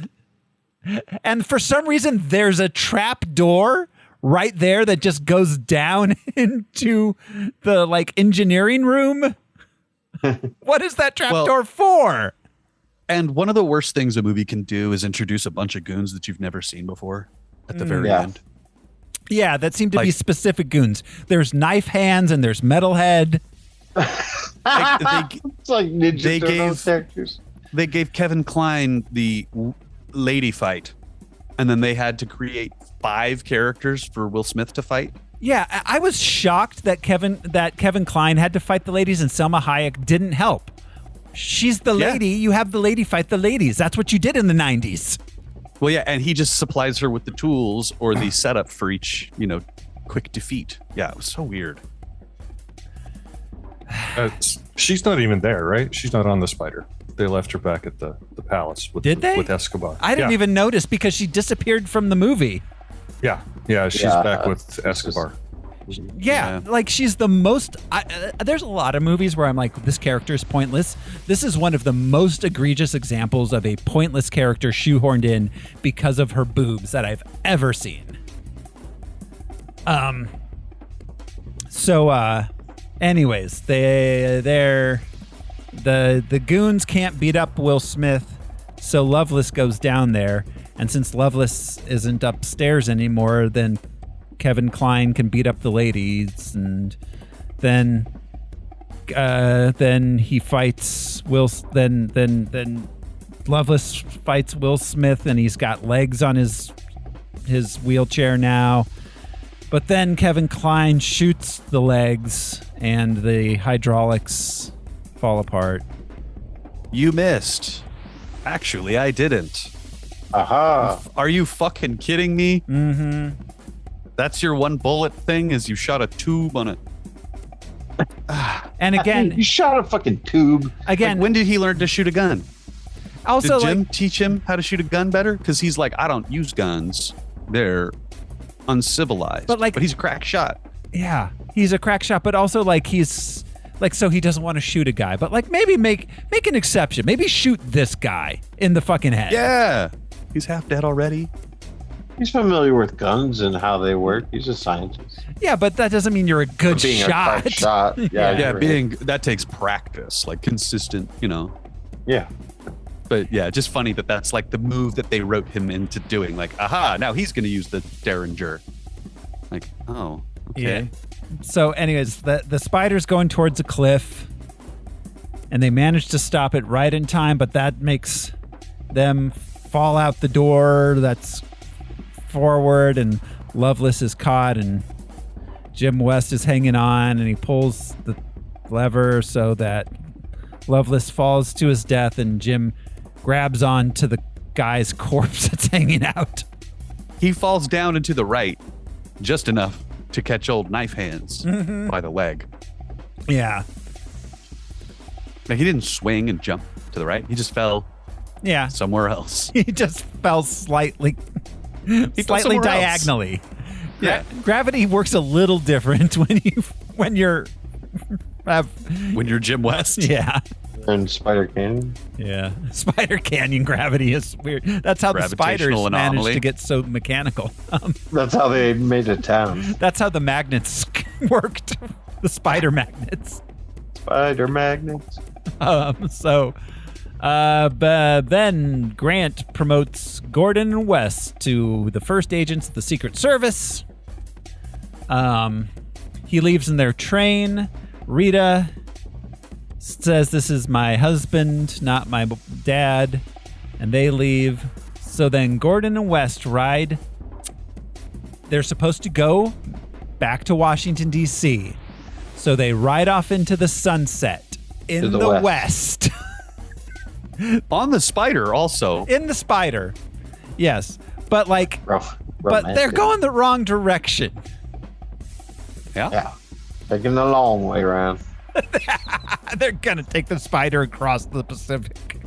Yeah. And that's then roll credits to the sounds of bank, dank, bank, dank, ba-dank, dank. Wiki, wiki, wiki. Oh my God. And that is Wild Wild West. All right. The song lyrics go, wiki wiki wild, wiki wiki wild, wiki wild, wiki wiki. Those are the lyrics that Will Smith. Whoa! And then he says, Wild Wild West, Jim West, Desperado, Rough Rider. No, you don't want nada. None of this. Six gunning. This brother running this. Buffalo Soldier. Look, it's like I told you. Yeah. All right. Terrible. Oh, then he gets with Artemis from the start of this, running the game. James West. Tame in the West. He came up with one rhyme. He says his name so many times in this song. Yeah, he rhymes Loveless with West, and it's the only thing in the song that's like, oh, Artemis and just this or something. Yeah. And then he gets into the song. Once upon a time in the West, Madman lost his damn mind in the West. He rhymes West with West. Brilliant. Yeah. Loveless, kidnap a dime, nothing less. Now I must put his behind to the test. Whoa. He doesn't have one, though, because he doesn't have a behind. He does not have a behind. He doesn't. It's a glaring error. Yeah. I don't think Will took his time on this composition. Really needed an editor. Test your chest. That man does need an editor. Test your chest, Loveless. Can't stand my heat, then get out of the wild, wild west. All right, who's going to put an end to Cool this? Mo D and Siskel were both on that song, FYI. Cool Mo D. Yeah. Okay, so wow, Siskel. Yeah. Did he have a verse? I don't think Siskel rapped. He was a singer. Yeah, he was a singer. Well, that R&B era it. was Nelly and that kind of thing was a little bit of both. But yeah, I assume he was singing the like, well, that's the wild, wild west. Oh, duh. That's Jesus. That's Siskel. Yeah. I'm such an idiot. Not your trusted cyber connection. Yeah, not Cisco who makes your router. The other one. I got through all of my unanswered questions during the course of Bless your heart. this. Do we have any others that we haven't brought up? Nope. I mean, it was all equally ridiculous. I'm not going to pick out. Yeah. I accepted the stupidity of their reality. Sure. And it was bad. I accepted it. It was all bad. All right, that brings us to thumbs. I've been skipping thumbs lately because we've been watching really good movies, but this one is not what I would describe as a good movie. Yeah, no, and usually I'm pretty forgiving, but I'm going thumbs down. I don't need to see this again. As much of a place in my heart that this movie holds for my childhood, boo, this movie is so bad. Yeah, it doesn't have any moments worthy enough for me to watch it affectionately. Yeah, no. It was worse. It was worse than I remembered it being, significantly worse. And I'd tried to get Jeremy to watch this with me jokingly a year or two ago. Like, oh, we should watch Wild Wild West. And he was like, no, that movie's so bad. I was like, oh, it can't be that bad. Oh, he was right. It's much worse. Yeah. It was a fun one to do. Yeah. Yes. Fun to talk about. It's fun to talk Not about. fun to watch. But then once we're done talking about it, I'm done with it forever. Yep. Mine's a down. Mine's a down. Not a resounding down, but down. Okay, so now we come to Al. Al, last thumbs down was Conan 2011, which was about 3 months ago. It's been about 3 months since Al's gone down. There have been very few. Yeah, there have been very. He's got to be a real special fellow. Yes. So in the last year and a half since we've been doing thumbs, Al has gone down 1, 2, 3, 4, 5, 6 times. That many? In a row? 6 out of we're at like 70 now, Al. All right, I'm gonna have to check the spreadsheet and see. Yeah, take a look. Yeah, this is a hard call because I accept the goofiness and the awfulness of this movie. It's still a guilty pleasure. Thumbs up. Whoa! All right, Al is going up. That leaves me resounding, enthusiastic thumb down from me. Right on. I can respect it. Robot spiders aren't for everybody. Yeah, this movie was bad, and I felt bad. All right, so that is the end of Wild Wild West, which means it's time to learn what our next Western is going to be. And this time, picking this Western will be Mr. Al Weber. Al, what shall we be watching next time on Harmless Phosphorescence? Well, there were two movies that popped into my head at about the same time, with about as much want to watch as each other. But one of them, I hope Thoreau is going to pick next time. So I'll go with the other one, and it is Johnny Depp in Jim Jarmusch's Dead Man. Oh, damn. Dead Man. That's a good movie. I have not seen that one in a long time. Wow. Okay, Yeah, that'll be same. fun. That'll be fun. Dead Man. I'm very It's a great modern Western. Yeah, I'm very curious what you think it's going to be and what I may or may not pick. Yeah. So I guess I'll find out next time whether I disappointed you or not, Al. So, all right. Dead Man. Jim Jarmusch's Dead Man. We will be watching next time here on Harmless Phosphorescence. Until then, thanks for hanging out with us, everybody. This has been one of your hosts, Sir Smiley, reminding you to never drum on a white lady's boobies at a redneck dance. I'm Josh Cece, and I'm a whole lot of ham for these skinny legs. I'm Brian Lesh, and let's get some shut ass. And I am essential Glockenspiel player Alaric Weber. Very essential. If you need one. Yeah, if you're nasty. Thanks, everyone. We'll see you next time. Bye. Bye.